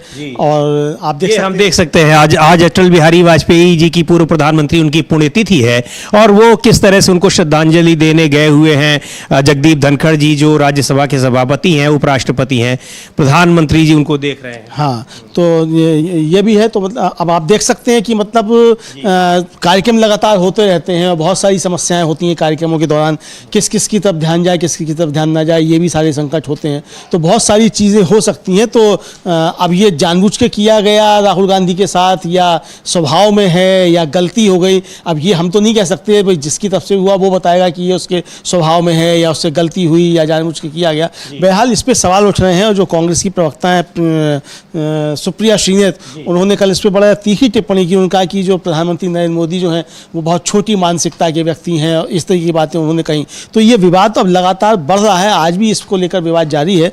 लेकिन इसके बीच जो चुनावों की घोषणा हो गई है इन विवादों के बीच में, तो ये विवाद एक तरफ, दूसरी तरफ चुनावों की घोषणा होनी है आज जो 3 बजे, जो कि समझा जा रहा है चुनाव आयोग ने प्रेस कॉन्फ्रेंस बुलाई है तो चुनावों की घोषणा होगी। तो इन सबको लेकर के भारतीय जनता पार्टी का अब कहा जाए कि वो धड़कनें बढ़ी हुई दिखाई पड़ रही हैं, चूंकि विपक्ष एक तरफ तो इस पर घेर रहा है कि आपने विपक्ष के नेता का अपमान किया, सिर्फ राहुल गांधी का नहीं बल्कि जो राज्यसभा में नेता विपक्ष हैं मल्लिकार्जुन खड़गे उनको भी उसी रूम में बैठाया गया। तो अगर ये है कि साहब की प्रोटोकॉल का सम्मान किया जाना था और जगह नहीं थी, तो भाई प्रोटोकॉल का सिर्फ इन 2 लोगों के लिए ही था। आपके जो मंत्रीगण बैठे हुए थे उनके लिए प्रोटोकॉल नहीं था। वो कहाँ बैठे हुए थे? किसी मंत्री को भी आप हटा सकते, रक्षा मंत्री राजनाथ सिंह स्वयं जाके वहां बैठ सकते थे। अगर जगह की कमी रह गई थी तो रक्षा मंत्री प्रोटोकॉल तोड़ना ही था, तो प्रोटोकॉल इस तरीके से तोड़े जा सकते थे। तो ये सब जो है वो बहस की बातें, राजनीतिक बहस इन पे हो सकती है, लेकिन आम नागरिक इसको जिस तरीके से देख रहा है समीर जी, आम नागरिक इसको इसी तरीके से देख रहा है कि ये जानबूझ के किया जा रहा है। क्योंकि राहुल गांधी ने लोकसभा में ये कह दिया था कि जब मैं बोलूंगा तो आपके प्रधानमंत्री मेरे भाषण के बीच में नहीं आएंगे। तो राहुल गांधी चूंकि वहाँ मौजूद थे और वो सामने ही प्रधानमंत्री के एकदम होते, तो प्रधानमंत्री का जो था भाषण गड़बड़ा ना जाए, तो इसलिए राहुल गांधी की सीट पीछे करवाई गई ताकि सीधा जो है आई कॉन्टैक्ट जो है वो राहुल गांधी से प्रधानमंत्री का ना होने पाए। अच्छा, अब ये जो राहुल गांधी ने कहा था अमलेंदु जी, तो राहुल गांधी जब तक मतलब सदन चला है प्रधानमंत्री सही में नहीं गए वहां पर। अच्छा, सुप्रिया श्रीनेत ने इस मामले को लेकर चूंकि बताया अमलेंदु जी ने कि कांग्रेस पार्टी ने बहुत आपत्ति जताई है और इसको एक छोटी सोच कहा है। सुनते हैं कांग्रेस की प्रवक्ता जो सुप्रिया श्रीनेत हैं क्या कह रही हैं इस मामले में। नरेंद्र मोदी एक छोटी मानसिकता के और बड़े छोटे दिल के आदमी हैं और इसका प्रमाण वो खुद ही बार बार दे देते हैं। एक बात और भी है कि छोटे मन के लोगों से बड़ी बातों की उम्मीद नहीं करनी चाहिए। आज स्वतंत्रता दिवस समारोह पर नेता प्रतिपक्ष राहुल गांधी को 5वीं लाइन में बिठाकर नरेंद्र मोदी आपने अपनी कुंठा तो दिखा दी, लेकिन इससे राहुल गांधी को कोई फर्क नहीं पड़ता है। कोई फर्क नहीं पड़ता कि वो 5वीं रो में बैठे या 50वीं रो में बैठे, वो जननायक है और उसी शिद्दत से लोगों के मुद्दे उठाएंगे जैसे वो उठा रहे हैं। लेकिन यह दिखाता है कि आप और आपकी सरकार के मन में लोकतंत्र के लिए, लोकतांत्रिक परंपराओं के लिए, नेता प्रतिपक्ष के लिए तनिक भी इज्जत नहीं है। क्योंकि सच यह है कि नेता प्रतिपक्ष की रैंक कैबिनेट मंत्री की होती है। पहली रो में सारे कैबिनेट मंत्री बैठे हुए थे, लेकिन नेता प्रतिपक्ष राहुल गांधी को ही 5वीं रो में नहीं बिठाया गया। खड़गे जी के लिए भी सीट जो थी वो 5वीं रो में ही थी। एक बेवकूफी का बयान रक्षा मंत्रालय की ओर से आया है। ऐसा इसलिए किया गया क्योंकि हम ओलंपियंस को इज्जत और सम्मान देना चाहते थे। बिल्कुल देना चाहिए, ओलंपियंस को सम्मान दीजिए, विनेश फोगाट को भी सम्मान दीजिए, लेकिन क्या यह सम्मान अमित शाह, जेपी नड्डा, निर्मला सीतारमण, जयशंकर नहीं देना चाहते थे? तो आपके बयान जो है वो आपकी कलाई और खोल रहे हैं, तो बयान ना दीजिए, इससे बेहतर होगा। नेता प्रतिपक्ष लोकतंत्र में इसलिए जरूरी है क्योंकि वो सरकार को जवाबदेह बनाता है, वो सरकार को कटघरे में खड़ा करके लोगों के मुद्दे उठाता है। असलियत यह है कि राहुल गांधी से आप लोग असहज हो जाते हैं। वो आंख में आंख डाल के आपसे सवाल पूछते हैं, वो आपके भ्रष्टाचार को, आपकी नाकामियों को, आपकी विफलताओं को आपके मुंह पर कहने की ताकत रखते हैं, तो आप उनसे आंखें चुराते हैं। लेकिन कोई फर्क नहीं पड़ता, आप 5वीं रो में बिठाइए या 50वीं रो में, राहुल गांधी फिर भी राहुल गांधी रहेंगे। लेकिन ये कर कर एक बार फिर से आप लोग कितने छोटी मानसिकता के क्षुद्र, बिल्कुल चूहे के कलेजे वाले लोग हैं, ये फिर से आपने सिद्ध कर दिया। तो बड़ी नाराजगी कांग्रेस पार्टी में इस बात को दिखाई दे रही है। हालांकि जब हम लोग विजुअल्स को देख रहे थे तो राहुल गांधी बहुत निश्चिंतता के साथ बैठे थे और बेफिक्री के साथ वहां बैठे थे, और ओलंपियंस जो थे, जो पदक जीते हुए ओलंपियंस थे, उनके साथ वो बहुत सहज तरीके से वहां बैठे हुए थे। लेकिन जाहिर सी बात है कि ये चूंकि प्रोटोकॉल होता है, लीडर ऑफ अपोजिशन एक कैबिनेट मंत्री की उसकी हैसियत होती है और उस तरह से वो प्रोटोकॉल में रहता भी है, तो वहां पर उनको न बैठाकर ये कैसे हुआ, और जो तर्क वास्तव में रक्षा मंत्रालय की ओर से दिया गया, तो वो कह लीजिए कि वो बात पचने वाली नहीं दिखाई पड़ रही है लोगों की, और उसमें कोई दम उस लॉजिक में दिखाई नहीं पड़ रहा है। कांग्रेस पार्टी इसीलिए इतनी हमलावर है कि आप जानबूझकर अगर इग्नोर करेंगे, लेकिन कोई व्यक्ति जो आम लोगों से जाकर हमेशा मिल रहा है, पूरे देश की वो पदयात्रा कर रहा है, पूरा देश पैदल चलकर नाप रहा है, उसके लिए ये सारी चीजें बहुत मायने नहीं रखती हैं। कांग्रेस नेता पवन खेड़ा ने भी इस घटना को लेकर बड़ी आपत्ति जताई इस चीज को लेकर, और सीधे तौर पर से इन नेताओं का यही कहना है कि ये सरकार की, प्रधानमंत्री मोदी की जो मानसिकता है उसको उजागर कर रहा है। कांग्रेस के नेताओं का सुनते हैं पवन खेड़ा क्या कह रहे हैं। आप मुझे एक बात बताइए, आम आदमी किसी से बात कर दीजिए, लगता ही नहीं कि देश का प्रधानमंत्री बोल रहा है, लगता है बीजेपी का एक छोटा मोटा नेता बोल रहा है। ये अच्छी बात नहीं है। प्रधानमंत्री हैं देश के, उनको अपने पद की मर्यादा का ध्यान रखना चाहिए। संविधान की शपथ लेते हैं और बाबा साहब अंबेडकर द्वारा बनाया गया कोड, उसको आप कम्युनल कोड कहते हैं। अटल जी के खिलाफ एक तरह से बोलते हैं कि पहली सरकारों में आतंकवाद के हमले होते थे। अटल जी के वक्त मैं मानता हूं कि संसद पे हमला हुआ था, मैं मानता हूं कि कंधार का विमान अपहरण हुआ था, ये सब हुआ, हम जानते हैं। लेकिन आज के दिन अटल जी का अपमान करना, कम से कम अटल जी ने आईएसआई को पठानकोट का निरीक्षण करने तो नहीं बुलाया था। सर करप्शन पे भी उन्होंने बात करी है, और तो जब करप्शन पे बात की तो किस किस का नाम लिया? पहले तो प्रफुल्ल पटेल का नाम लेते थे, अशोक चौहान जी का नाम लेते थे, अजीत पवार जी का नाम लेते थे, शुभेंदु अधिकारी जी का नाम लेते थे, हेमंता बिस्वा शर्मा जी का नाम लेते थे। आज क्या इनमें से किसी का नाम लिया? उन्होंने आज बांग्लादेश के ऊपर भी बात करी। बांग्लादेश के साथ खड़ा है इंडिया और चाहता है कि जो हिंदू, हम जानना चाहते हैं बांग्लादेश के हिंदुओं के रक्षा के लिए क्या कदम हमारे देश के प्रधानमंत्री ने उठाए। ये अपने आप को हिंदुओं का ठेकेदार कहते हैं, बड़ी बड़ी बातें करते हैं, मैं सीएए लाऊंगा, ये हो जाएगा, वो हो जाएगा। अब क्या हुआ, हम ये जानना चाहते हैं। बांग्लादेश के हिंदुओं की रक्षा के लिए कदम गिनाइए, क्या कदम आपने उठाए? तो इस जो सीटिंग अरेंजमेंट था स्वतंत्रता दिवस समारोह में लाल किले के सामने, उसे लेकर कांग्रेस पार्टी ने सख्त नाराजगी जताई है, और पवन खेड़ा का तो ये कहना है कि ये प्रधानमंत्री की गरिमा को ठेस पहुंचाने वाली चीज़ें हैं, ये सारी बातें हैं। तो इन सब को लेकर एक काफ़ी नाराजगी है। और आपको अब एक बार फिर से हम बता दें कि आज जम्मू कश्मीर और हरियाणा विधानसभा चुनाव की तारीखों का ऐलान हो सकता है। उम्मीद जताई जा रही है कि महाराष्ट्र और झारखंड में भी चुनाव होने हैं, हो सकता है वहां भी विधानसभा चुनाव की तारीखों का ऐलान हो। लेकिन हरियाणा और जम्मू कश्मीर में पिछले दिनों चुनाव आयोग ने दौरा किया था, इसलिए माना जा रहा है कि अभी फिलहाल जम्मू कश्मीर और हरियाणा के विधानसभा चुनाव की तारीखों की घोषणा की जाएगी। राजस्थान की 6 सीटों पर और उत्तर प्रदेश की 10 विधानसभा सीटों पर उपचुनाव भी होने हैं। इनकी तारीखों को लेकर भी संभावना जताई जा रही है, लेकिन 3 बजे चुनाव आयोग की प्रेस कॉन्फ्रेंस है और उसमें यह बात तय होगी, ये पता चलेगा, स्पष्ट होगा कि कहां कहां पर चुनाव की घोषणा होनी है। लेकिन जो उम्मीद जताई जा रही है वो ये है कि जम्मू कश्मीर और हरियाणा के विधानसभा चुनाव की तारीखों का ऐलान किया जा सकता है। हरियाणा की विधानसभा का जो कार्यकाल है वो 3 नवंबर को समाप्त हो रहा है। जम्मू कश्मीर में सुप्रीम कोर्ट ने आदेश दिया है कि सितंबर से पहले वहां विधानसभा के चुनाव करा लिए जाने चाहिए, चूंकि पिछला चुनाव वहां 2014 में हुआ था, यानी 10 साल के बाद चुनाव होंगे। 2019 में वहां जो स्पेशल स्टेटस था, धारा 370 थी, उसको खत्म कर दिया गया और उसके बाद से ही जम्मू कश्मीर को केंद्र शासित प्रदेश बना दिया गया। वहां पर विधानसभा के चुनाव को तभी से लेकर मांग हो रही है कि चुनाव कराए जाएं, लेकिन अब जाकर वहां पर चुनाव कराए जाने की संभावना जताई जा रही है। इन चुनाव को लेकर ये भारतीय जनता पार्टी के लिए खास तौर पर ये चुनौतीपूर्ण है, क्योंकि अगर हरियाणा में हो, चाहे महाराष्ट्र में हो, चाहे वो झारखंड में हो, चाहे जम्मू कश्मीर में, चूंकि लोकसभा चुनाव में जम्मू कश्मीर की 3 सीटों पर भारतीय जनता पार्टी ने खुद को इस स्थिति में ही नहीं पाया कि वहां चुनाव लड़ पाए और क्या किसी से गठबंधन कर ले, किसी को समर्थन दे दे। ऐसी स्थिति में यह सवाल भी उठ रहे हैं कि क्या जम्मू कश्मीर की में जो जिस तरह से शांति बहाली का, स्थिरता का दावा किया जाता है वो कितना पुख्ता है।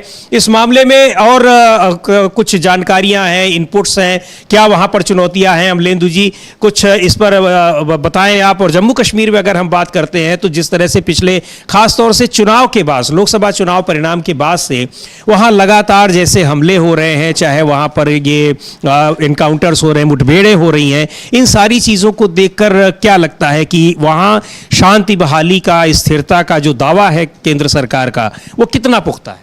देखिए, वो तो पुख्ता बिल्कुल भी नहीं है। और कांग्रेस ने ट्वीट किया था थोड़े दिन पहले कि लगभग 60 दिनों में वहाँ कितनी घटनाएं हुई, और हम लोगों ने देखा कि सिर्फ लोकसभा चुनाव के बाद ही, बल्कि जिस दिन प्रधानमंत्री नरेंद्र मोदी शपथ ले रहे थे उस दिन भी एक घटना वहाँ हुई। और हमने देखा कि लोकसभा चुनाव के बाद से लगातार वहाँ घटनाएँ हो रही हैं, और शायद कोई दिन ऐसा जाता हो जिस दिन कोई एनकाउंटर ना होता हो या कोई दुर्घटना इस तरीके की ना होती हो, शायद ही कोई दिन जाता हो। तो वहाँ निश्चित तौर पर सवाल हैं कानून व्यवस्था को लेकर, और सरकार वहाँ कानून व्यवस्था के नाम पर घिरी हुई है। जाहिर सी बात है कि चूंकि वहाँ एलजी का शासन है, इस समय राष्ट्रपति शासन लगा हुआ है, उपराज्यपाल जो हैं मनोज सिन्हा वो केंद्र के दूत के तौर पे हैं, और तो उनकी शक्तियाँ भी काफ़ी ज़्यादा बढ़ गई हैं, तो उनके पास बहुत से अधिकार हैं। तो सरकार, मतलब केंद्र सरकार के ऊपर लगातार इसको लेकर सवाल उठ रहे हैं कि वहाँ मोदी सरकार बुरी तरीके से फेल रही है जम्मू कश्मीर में। एक तो जो शांति वहाँ लौट रही थी वो आपने पीडीपी के साथ समझौता करके, उसके बाद फिर उससे समझौता उस तरीके से खींच के, फिर 370 हटा के, मतलब लगातार आपने वहाँ परिस्थितियाँ ख़राब की। डॉक्टर मनमोहन सिंह की सरकार जब थी परिस्थितियाँ बिल्कुल सामान्य हो चुकी थी, और 2014 के विधानसभा चुनाव में बहुत बढ़ चढ़ कर वहाँ के लोगों ने हिस्सा लिया था विधानसभा चुनाव में, और अच्छा वहाँ वोटिंग हुआ था। एक तरीके से कहा जाए कि जनजीवन जो था वो सामान्य होता चला जा रहा था। लेकिन भारतीय जनता पार्टी जैसे ही केंद्र में आई और उसके बाद फिर उसकी अपनी रणनीतियाँ शुरू हुई, उसके बाद लगातार वहाँ परिस्थितियाँ बदलती चली गई और बिगड़ती चली गई लगातार परिस्थितियाँ। और 370 समाप्त करने के बाद तो फिर जिस तरीके से वहाँ इंटरनेट बंद किए गए और जो एक तरीके से नज़रबंद रखा गया लंबे समय तक, तो वो सारी चीज़ें फिर उससे कश्मीरियों के मन में कुछ और भी चीज़ें हुई।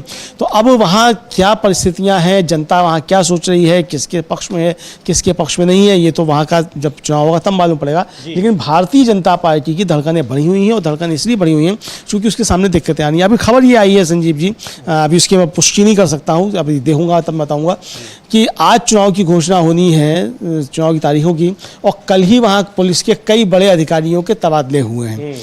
यानी अगर आपको मालूम है कि वहाँ चुनाव होना है तो आप ये तैयारियां आप शुरू हो गई हैं कि पुलिस के अधिकारी अपने तरीके से लगाए जाएंगे।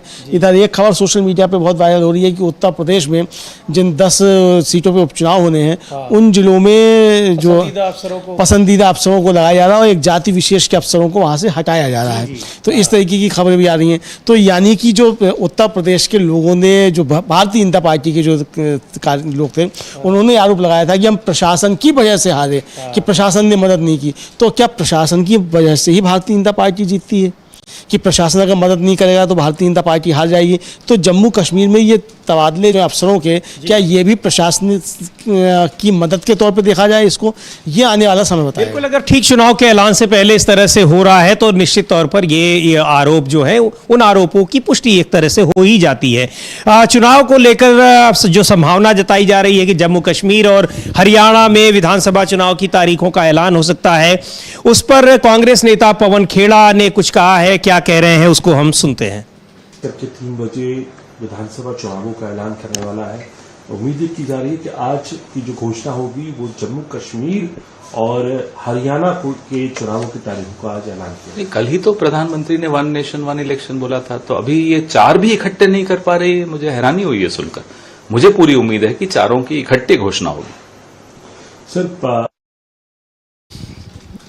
तो भी वही बात कह रहे हैं कि क्या चारों राज्यों के चुनाव एक साथ नहीं हो सकते हैं क्या? चूंकि संभावना जताई जा रही कि शायद जम्मू कश्मीर और हरियाणा के ही चुनाव की तारीखों का ऐलान हो, इसलिए कि हालांकि विधानसभा का कार्यकाल 26 नवंबर को महाराष्ट्र का भी समाप्त हो रहा है और आने वाली 5 जनवरी को झारखंड विधानसभा का भी हो रहा है। लेकिन पिछले दिनों चुनाव आयोग ने हरियाणा और जम्मू कश्मीर का दौरा किया था, जायजा लिया था, वहां की स्थितियों को समझा था कि यहां चुनाव कराने की क्या स्थितियां, और वहां के प्रशासनिक अधिकारियों से मुलाकात की थी।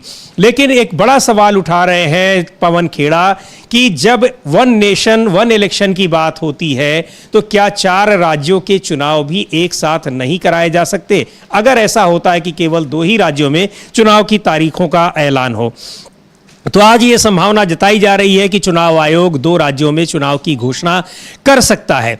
लेकिन इसमें सबसे बड़ा मुद्दा यह है कि क्या किन मुद्दों पर भारतीय जनता पार्टी चुनाव में उतर रही है। इस समय जिस तरह से विपक्ष के पास, कांग्रेस पार्टी के पास तमाम मुद्दे हैं, इंडिया गठबंधन एकजुट दिखाई पड़ रहा है, वो चाहे महाराष्ट्र हो, चाहे हरियाणा हो, चाहे उत्तर प्रदेश हो, चाहे जो भी राज्य हो, पूरे देश भर में जहां जहां उसका वहां के क्षेत्रीय दलों के साथ गठबंधन है, उसमें जिस तरह से यूनिटी दिखाई पड़ रही है और एनडीए गठबंधन में जिस तरह से एक मतभेद सामने दिखाई पड़ रहे हैं, उन स्थितियों में भारतीय जनता पार्टी के लिए बड़ा चुनौतीपूर्ण है कि कैसे इन चुनाव का सामना वो करेगी।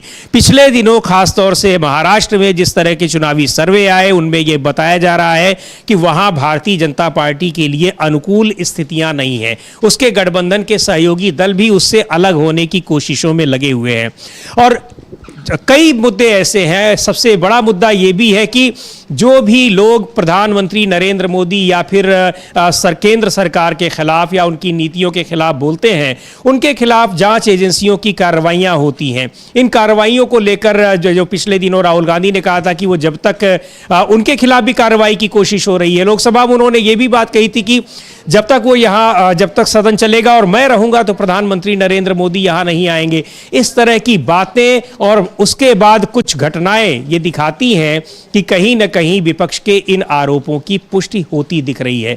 कल जिस तरह से लोग ये स्वतंत्रता दिवस के समारोह में राहुल गांधी को बैठाने का मामला है, उनकी जो सीटिंग पोजीशन है, यानी लोकसभा में वो विपक्ष के नेता हैं, उनको अग्रिम पंक्ति में बैठाया जाना चाहिए, ये प्रोटोकॉल होता है, कैबिनेट मिनिस्टर का दर्जा होता है, लेकिन उनको 5वीं लाइन में, 5वीं पंक्ति में बैठाया गया था। उन्हीं को नहीं बल्कि राज्यसभा में विपक्ष के नेता और कांग्रेस पार्टी के राष्ट्रीय अध्यक्ष मल्लिकार्जुन खड़गे को भी। इसे लेकर कांग्रेस पार्टी हमलावर है और ये सवाल उठ रहे हैं कि क्या अपनी निजी खुन्नस निकालने के लिए या ये द्वेष निकालने के लिए प्रोटोकॉल्स का भी उल्लंघन किया जा रहा है और तमाम जो राजनीतिक मर्यादाएं हैं, लोकतंत्र की मर्यादाएं हैं, उनको भी छिन्न भिन्न किया जा रहा है। सुनते हैं इस मामले में क्या कहना है कांग्रेस पार्टी की प्रवक्ता सुप्रिया श्रीनेत का।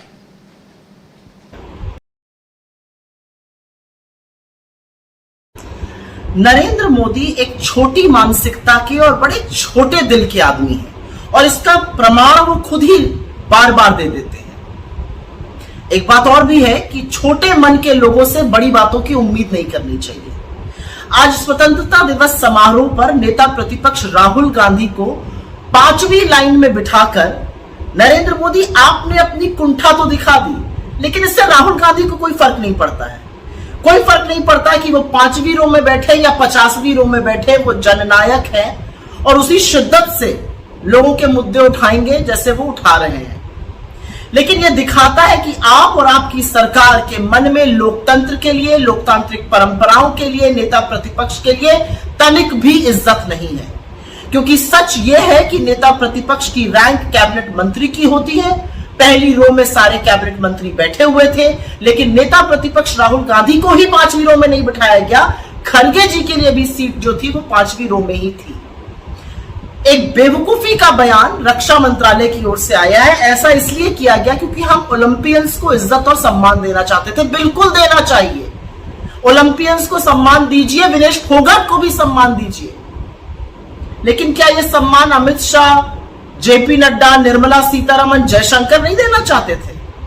तो आपके बयान जो है वो आपकी कलाई और खोल रहे हैं, तो बयान ना दीजिए, इससे बेहतर होगा। नेता प्रतिपक्ष लोकतंत्र में इसलिए जरूरी है क्योंकि वो सरकार को जवाबदेह बनाता है, वो सरकार को कटघरे में खड़ा करके लोगों के मुद्दे उठाता है। असलियत यह है कि राहुल गांधी से आप लोग असहज हो जाते हैं। वो आंख में आंख डाल के आपसे सवाल पूछते हैं, वो आपके भ्रष्टाचार को, आपकी नाकामियों को, आपकी विफलताओं को आपके मुंह पर कहने की ताकत रखते हैं, तो आप उनसे आंखें चुराते हैं। लेकिन कोई फर्क नहीं पड़ता, आप 5वीं रो में बिठाइए या 50वीं रो में, राहुल गांधी फिर भी राहुल गांधी रहेंगे। लेकिन ये कर एक बार फिर से आप लोग कितने छोटी मानसिकता के क्षुद्र, बिल्कुल चूहे के कलेजे वाले लोग हैं, ये फिर से आपने सिद्ध कर दिया। तो इस बात को लेकर जबरदस्त पार्टी में नाराजगी है। पार्टी के कई नेताओं के बयान और उनके ट्वीट्स आए हैं। हालांकि जब ये हम विजुअल्स अगर देखें तो इसमें देख रहे हैं कि राहुल गांधी बहुत ही सहज तरीके से वहां बैठे हुए दिखाई पड़ रहे हैं। ओलंपियंस के साथ, जो पदक जीते हुए ओलंपियंस हैं, खिलाड़ी हैं, उनके साथ वो बैठे हुए हैं, बातचीत करते हुए भी दिखाई दिए। तो ये चीज़ें हैं जो जिन मुद्दों पर कांग्रेस पार्टी लगातार सरकार को घेर रही है। और प्रधानमंत्री नरेंद्र मोदी पर जिस तरह से विपक्ष हमलावर है, वो ये दिखा रहा है कि आने वाले दिनों में जो चुनाव भी होने वाले हैं, जिन राज्यों में आज घोषणा होती है, किसकी घोषणा, किन राज्यों में चुनाव की घोषणा होती है, ये 3 बजे तक स्पष्ट हो जाएगा। लेकिन ये तो दिखाई पड़ रहा है कि किस तरह से भारतीय जनता पार्टी उसमें घिरी हुई नजर आ रही है और सीधे तौर पर प्रधानमंत्री नरेंद्र मोदी के ऊपर विपक्ष हमलावर है। चाहे वो भ्रष्टाचार का मुद्दा हो, चाहे वो इस तरह से विपक्ष के नेताओं के साथ व्यवहार का मुद्दा हो, चाहे वो जांच एजेंसियों के दुरुपयोग का मुद्दा हो, ऐसे तमाम मुद्दे हैं जिन पर अब विपक्ष का निशाना सीधे जो है वो प्रधानमंत्री नरेंद्र मोदी के ऊपर है। और प्रधानमंत्री नरेंद्र मोदी को बार बार ये कहने की जरूरत पड़ रही है कि वो बहुत ही मजबूत स्थिति में है, बावजूद इसके कि वो बैसाखियों पर आधारित सरकार चला रहे हैं और अल्पमत की सरकार चला रहे हैं। महज 240 सांसदों को लेकर वो सरकार चला रहे हैं, लेकिन वो बार बार ये संदेश देना चाह रहे हैं कि किस तरह से उन अपने पार्टी के भीतर और गठबंधन के भीतर मजबूत है। लेकिन इस बात को पार्टी के भीतर भी और गठबंधन के भीतर भी समझा जा रहा है और खास तौर से विपक्षी नेताओं के निशाने पर वो हैं, क्योंकि जो सारी चीजें हैं, चाहे हिंडनबर्ग की रिपोर्ट हो और चाहे दूसरे मसले हो, उन सब पर सीधे तौर पर विपक्ष प्रधानमंत्री को निशाना बना रहा है, प्रधानमंत्री पर निशाना साध रहा है। महाराष्ट्र में जिस तरह से इस जो एनडीए गठबंधन के घटक दलों के बीच तनातनी चल रही है, किसको चेहरा बनाया जाए, मुख्यमंत्री का चेहरा बनाकर चुनाव लड़ा जाए या फिर बिना चेहरे के घोषणा के चुनाव लड़ा जाए, ये सारे मुद्दे ऐसे हैं जो भारतीय जनता पार्टी के लिए चुनौती भरे हैं। और चूंकि लोकसभा का चुनाव भारतीय जनता पार्टी ने प्रधानमंत्री को फेस बनाकर लड़ा और उसमें पार्टी की हार हुई, अब ये स्थितियां बनती नहीं दिखाई पड़ रही हैं कि विधानसभा के चुनाव में प्रधानमंत्री के फेस को आगे करके चुनाव लड़ा जाए, क्योंकि वहां यह संभावनाएं जताई जा रही हैं कि शायद भारतीय जनता पार्टी को नुकसान हो और सरकार बनाने की स्थिति में ना आ पाए, हार हो। खासतौर से हरियाणा और महाराष्ट्र में यह संभावना जताई जा रही है। लेकिन इन सब के बीच एक बड़ी दुविधा गठबंधन दल के सदस्यों के बीच में है, एनडीए के, नेशनल डेमोक्रेटिक अलायंस। वो चाहे महाराष्ट्र में एकनाथ शिंदे के गुट वाली शिवसेना हो, चाहे अजीत पवार वाली एनसीपी हो, चाहे वो हरियाणा में जेजेपी हो, इन सभी के बीच में ये भी कोशिशें हो रही हैं कि अगर उनकी इंडिया गठबंधन के साथ बातचीत हो जाए तो वो उधर भी जा सकते हैं, और नहीं तो एनडीए गठबंधन से अलग होकर भी चुनाव लड़ सकते हैं। तो इन स्थितियों में ये भारतीय जनता पार्टी के लिए चुनौतीपूर्ण है कि किस तरह से वो राज्यों की विधानसभा चुनाव में जाती है। और इस बीच एक ये भी बड़ी खबर आ रही है कि जो संविधान का मुद्दा था, जिसको विपक्ष ने एक बड़ा मुद्दा बनाया था और भारतीय जनता पार्टी के नेतृत्व वाली सरकार पर आरोप लगाया था कि वो 400 की बात इसलिए कर रही है ताकि 400 के पार सीटें लाकर वो संविधान को बदल सके, संविधान में अपने मुताबिक संशोधन कर सके, संविधान को बदलने की बातें आ रही थी। तो संविधान का मुद्दा अभी भी इंडिया गठबंधन के लिए विपक्ष को घेरने के लिहाज से एक मुद्दा बना हुआ है। संविधान आने वाले दिनों में कांग्रेस पार्टी संविधान सुरक्षा दिवस या इस तरह का एक कैंपेन लॉन्च करने जा रही है। इसको लेकर खबरें हैं। संविधान रक्षा कैंपेन है उनका। संविधान बचाओ, मतलब एक तरीके से कह सकते हैं संविधान बचाओ अभियान हिंदी में उसको कह सकते हैं, वो नाम है संविधान रक्षा कैंपेन। तो वो लॉन्च करने जा रहे हैं उसको, उस पर उनकी प्रेस कॉन्फ्रेंस होगी। अपने दर्शकों को वहाँ भी ले चलेंगे जब वो प्रेस कॉन्फ्रेंस होती है कि कांग्रेस की क्या तैयारियां हैं और क्यों वो इसको लॉन्च कर रहे हैं, सब वहाँ बताया जाएगा। संविधान का रक्षा समीर जी एक बड़ा मसला बना हुआ है और संविधान को लेकर लगातार बातें हो रही हैं। कल प्रधानमंत्री नरेंद्र मोदी ने भी संविधान को लेकर के बातें की थी हालांकि, लेकिन संविधान, अब इसका मतलब कि संविधान लगातार चर्चा संविधान का जो कह लीजिए कि एक वो था जिन्न था, वो भारतीय जनता पार्टी का पीछा नहीं छोड़ रहा है। उसी की काट के लिए इन्होंने 25 जून को संविधान हत्या दिवस मनाने की बात की और उसको लेकर पार्टी घिर गई कि आपके पास हत्या, द्वेष, विद्वेष, इन सब चीजों के अलावा कोई दूसरा सार्थक शब्द नहीं रहता है। हाँ, कोई सार्थक शब्द नहीं रहता है, ये भी है। और दूसरा ये कि संविधान की अब आपको बात क्यों करनी पड़ रही है, चूंकि विपक्ष ने लगातार संविधान को मुद्दा बनाया था लोकसभा चुनाव के दौरान, उसका भारतीय जनता पार्टी को जबरदस्त तरीके से नुकसान हुआ। और उसके बाद जब लोकसभा चुनाव में तमाम लोग सदस्य जो थे विपक्ष के, खासकर इंडिया गठबंधन के, जब अपना शपथ ग्रहण करने के लिए पहुंचे तो उन्होंने सबने संविधान जिंदाबाद के नारे लगाए और फिर संविधान की प्रतियां लेकर के उन्होंने किए। प्रधानमंत्री नरेंद्र मोदी स्वयं जिस समय लेने के लिए, शपथ लेने के लिए बढ़े सबसे पहले, तो उनको संविधान की प्रतियां दिखाई गई। तो ये आप समझ सकते हैं कि संविधान कितना बड़ा मुद्दा है। और निश्चित तौर पे समीर जी, जो जनता समझ रही है वो ये है कि संविधान को भारतीय जनता पार्टी से खतरा ज़रूर है, क्योंकि भारतीय जनता पार्टी की अब तक की जो क्रियाकलाप रहे हैं, खासतौर से जब वो सरकारों में होती है उस समय जो उसकी बातें देखने में आती है, तो लगता है कि कहीं ना कहीं संविधान के ऊपर हमले हो रहे हैं, ऐसा लोगों को लगता है। तो अब कांग्रेस इस कैंपेन को लॉन्च करेगी, संविधान रक्षा कैंपेन। वो किस तरीके से इसको ले जाएगी जनता के बीच में, संविधान का मुद्दा जनता के बीच किस तरीके से जाएगा, क्या क्या उसके कार्यक्रम होंगे और क्या उसकी थीम होगी, ये सारी बातें कांग्रेस आज अपने इस प्रेस कॉन्फ्रेंस में बताएगी। जी बिल्कुल। और ये एक तरह से जब भारतीय जनता पार्टी जो संविधान हत्या दिवस मनाने की जो कोशिश कर रही थी, हालांकि वो काफी घिर गई उस मुद्दे पर, अब संविधान रक्षा दिवस कैंपेन या संविधान रक्षा कैंपेन चलाकर एक बार फिर संविधान के मुद्दे पर भारतीय जनता पार्टी को विपक्ष घेरने की कोशिश में लगा हुआ है। और विपक्ष की ये रणनीति लोकसभा चुनाव में काफी कारगर रही। संविधान के मुद्दे पर भारतीय जनता पार्टी घिरी रही। ये लोगों में रहा कि संविधान बदलकर ये आरक्षण खत्म कर सकती है और बहुत सारे बदलाव ला सकती है। संविधान में जो आजादी दी गई है और जो स्वतंत्रता की आजादी दी गई है, तमाम तरह की स्वतंत्रताएं दी गई हैं, मौलिक अधिकार दिए हुए हैं, उनको खत्म कर सकती है। और पिछले दिनों अभी जो ब्रॉडकास्ट बिल आया, वो सारी चीजें और विपक्ष के लिए एक उदाहरण के तौर पर हैं कि किस तरह से इन विधेयकों के जरिए मीडिया की स्वतंत्र आवाजों को, उनको भी खत्म करने की, दबाने की कैसे कोशिश कर रही है। तो ये सारी चीजें ऐसी हैं जिस पर विपक्ष सरकार को घेर रहा है। और सरकार घिरती भी इसलिए जा रही है कि एक तरफ वो सरकार संविधान के मुद्दे पर उसने लोकसभा चुनाव में नुकसान उठाया, दूसरी तरफ वो ब्रॉडकास्ट बिल ला करके ये बताना भी चाह रही थी कि हाँ, ये जो आरोप विपक्ष के थे वो सही थे, संविधान में ये सारे बदलाव हम इसीलिए करना चाहते हैं। हालांकि ब्रॉडकास्ट बिल को बाद में वो विपक्षी पार्टियों के दबाव में, सहयोगी दलों के दबाव में उसको वापस लेना पड़ा, ठंडे बस्ते में डालना पड़ा। लेकिन मंशा उसकी यही थी कि इसके जरिए जो अल्टरनेटिव मीडिया है, सोशल मीडिया है, उस पर भी नकेल लगाई जाए। तो संविधान का मुद्दा एक बार फिर सरकार को घेर रहा है, विपक्ष उसको घेर रहा है। इसलिए भी घेर रहा है कि इस मामले में जब इसकी शुरुआत हुई और संविधान के साथ छेड़छाड़ की या बदलाव का जो आरोप लगा सरकार के ऊपर, भारतीय जनता पार्टी के ऊपर, वो इसलिए लगा कि बीजेपी के कुछ सांसदों ने ये बातें खुले तौर पर कही। लेकिन भारतीय जनता पार्टी की ओर से उन सांसदों के खिलाफ, उन नेताओं के खिलाफ कोई कार्रवाई नहीं की गई। तो अमलेंदु जी, ये कई चीजें ऐसी रही कि विपक्ष ने घेरा तो, लेकिन सरकार के पास उसको खारिज करने का कोई सार्थक तर्क नहीं रहा और इसलिए भी उसको नुकसान उठाना पड़ा। और अब एक बार जब वो फिर घिर रही है या विपक्ष घेर रहा है तो एक बार फिर उसके पास मुझे लगता नहीं कि बचाने का कोई तरीका होगा, क्योंकि हाल फिलहाल ही वो ब्रॉडकास्ट बिल लेकर आई थी, आने वाली थी, यद्यपि उसको वापस लेना पड़ा।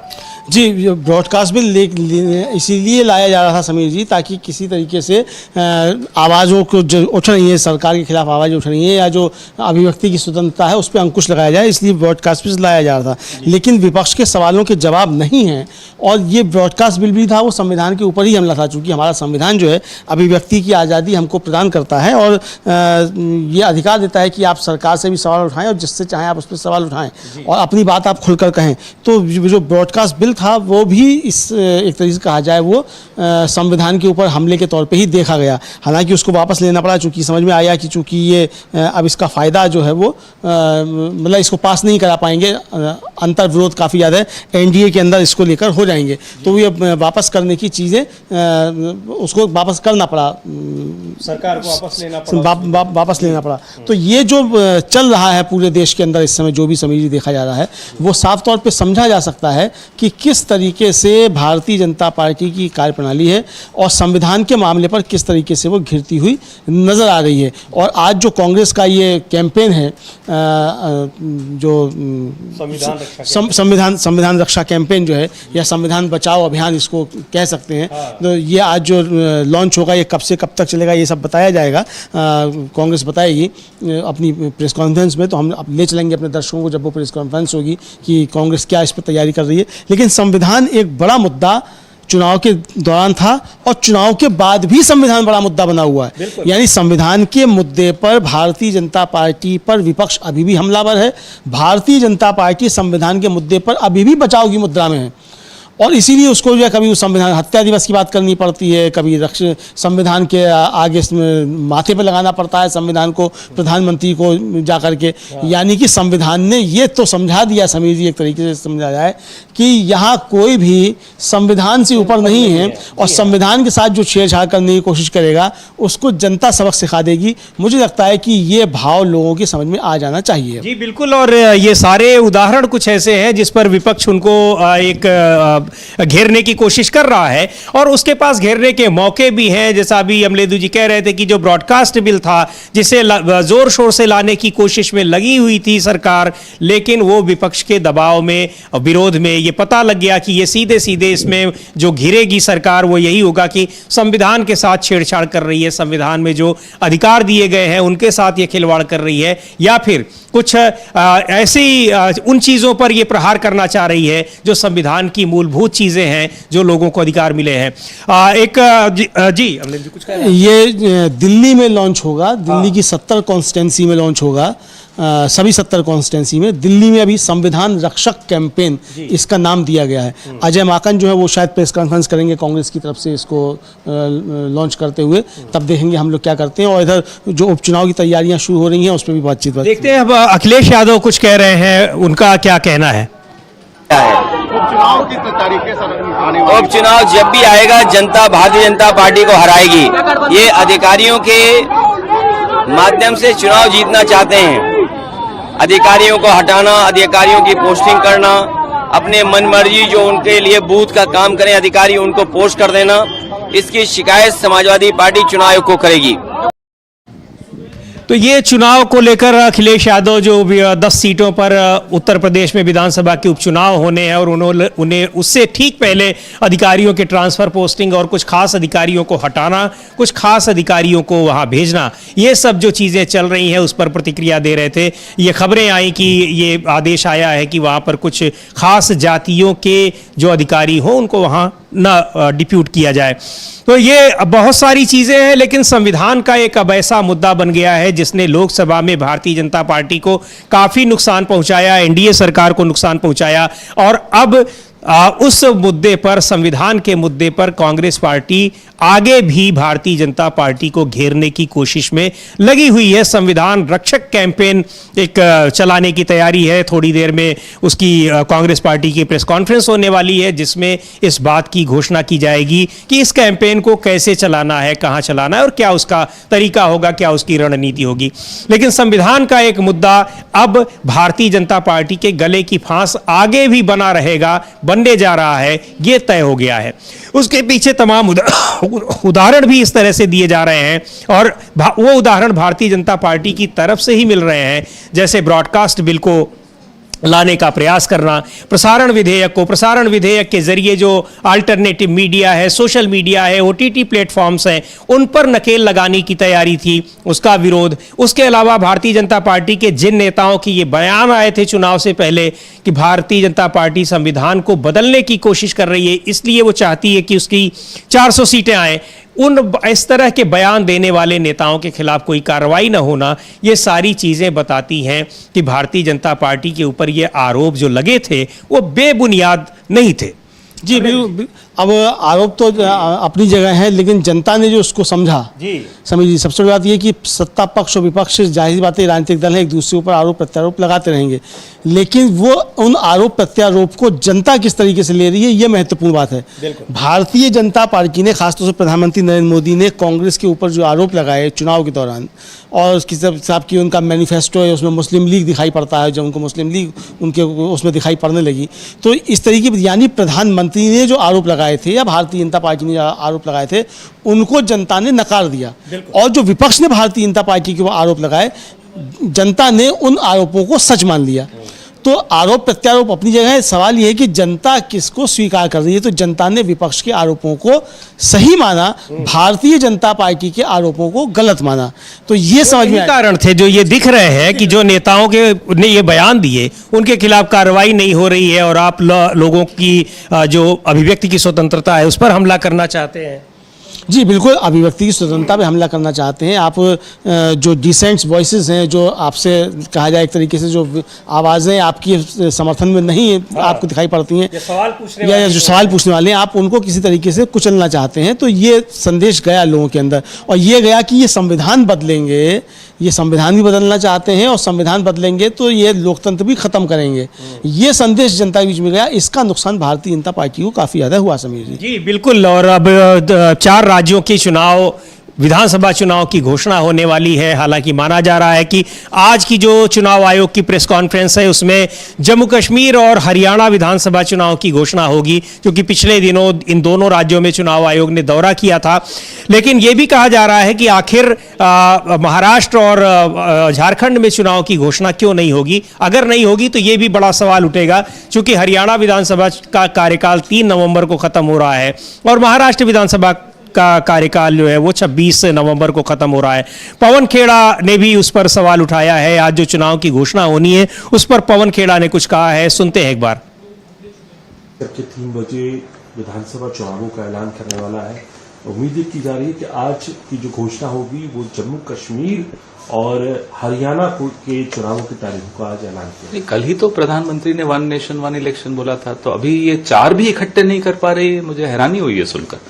मुझे पूरी उम्मीद है कि 4 की इकट्ठे घोषणा होगी। ही तो प्रधानमंत्री ने 1 नेशन 1 इलेक्शन बोला था, तो अभी ये 4 भी इकट्ठे नहीं कर पा रही, मुझे हैरानी हुई है सुनकर।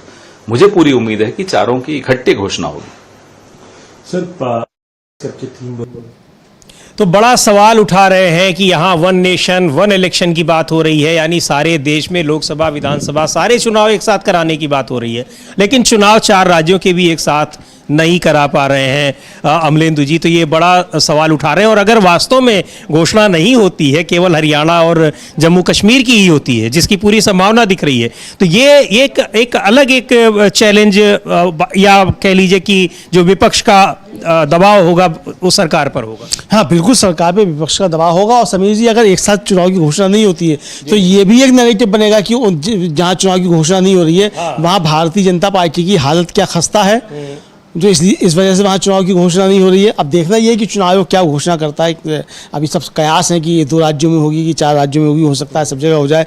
जो उपचुनाव है वो भी हो जाए। उत्तर प्रदेश में है 10 सीटों पे, 6 सीटों पे राजस्थान में है, वहाँ भी उपचुनाव की घोषणा हो जाए, ऐसा भी हो सकता है। अब होता है नहीं होता है वो तो जब प्रेस कॉन्फ्रेंस होगी तब मालूम पड़ेगा। लेकिन ये धड़कने भारतीय जनता पार्टी की बढ़ी हुई अभी से दिख रही है, चूंकि जहाँ भी विधानसभा चुनाव की घोषणा होनी है भारतीय जनता पार्टी के सामने वहाँ संकट बहुत बड़े हैं समीर जी, ये समझिए। हाँ बिल्कुल। और जम्मू कश्मीर की बात की जाए तो पिछले 5 साल से जब से उसका स्पेशल स्टेटस खत्म किया गया था, धारा 370 खत्म की गई थी, उसके बाद से ही वहां पर चुनाव की मांग हो रही थी। लेकिन सुप्रीम कोर्ट के निर्देश पर अब बिल्कुल ऐन मौके पर, चूंकि सुप्रीम कोर्ट ने कहा था कि किसी भी हालत में सितंबर तक वहां पर चुनाव करा लिए जाने चाहिए, तो अब वहां चुनाव कराना विवशता है, क्योंकि आगे बढ़ाने की मांग लेकर शायद चुनाव आयोग न जा पाता, उसके पास तर्क नहीं रहते कि हम क्यों नहीं करा पा रहे हैं। और हरियाणा में 3 नवंबर को उसका कार्यकाल खत्म हो रहा है। महाराष्ट्र और झारखंड के भी चुनाव होने चाहिए, लेकिन अब उनकी घोषणा होती है या नहीं होती है ये देखने वाली बात होगी। लेकिन सबसे महत्वपूर्ण बात ये कि इन चुनावों में भारतीय जनता पार्टी किन मुद्दों पर चुनाव लड़ेगी और विपक्ष किन मुद्दों पर चुनाव लड़ेगा, किन मुद्दों पर उसको घेरने की कोशिश करेगा। जहां तक विपक्ष की बात है तो ये साफ दिखाई पड़ रहा है कि संविधान और भ्रष्टाचार, ये 2 ऐसे मुद्दे हैं जिस पर पूरी तरह से हमलावर है, और इन दोनों मुद्दों पर हमलावर होने के लिए उसके पास ताज़ा तरीन उदाहरण भी है।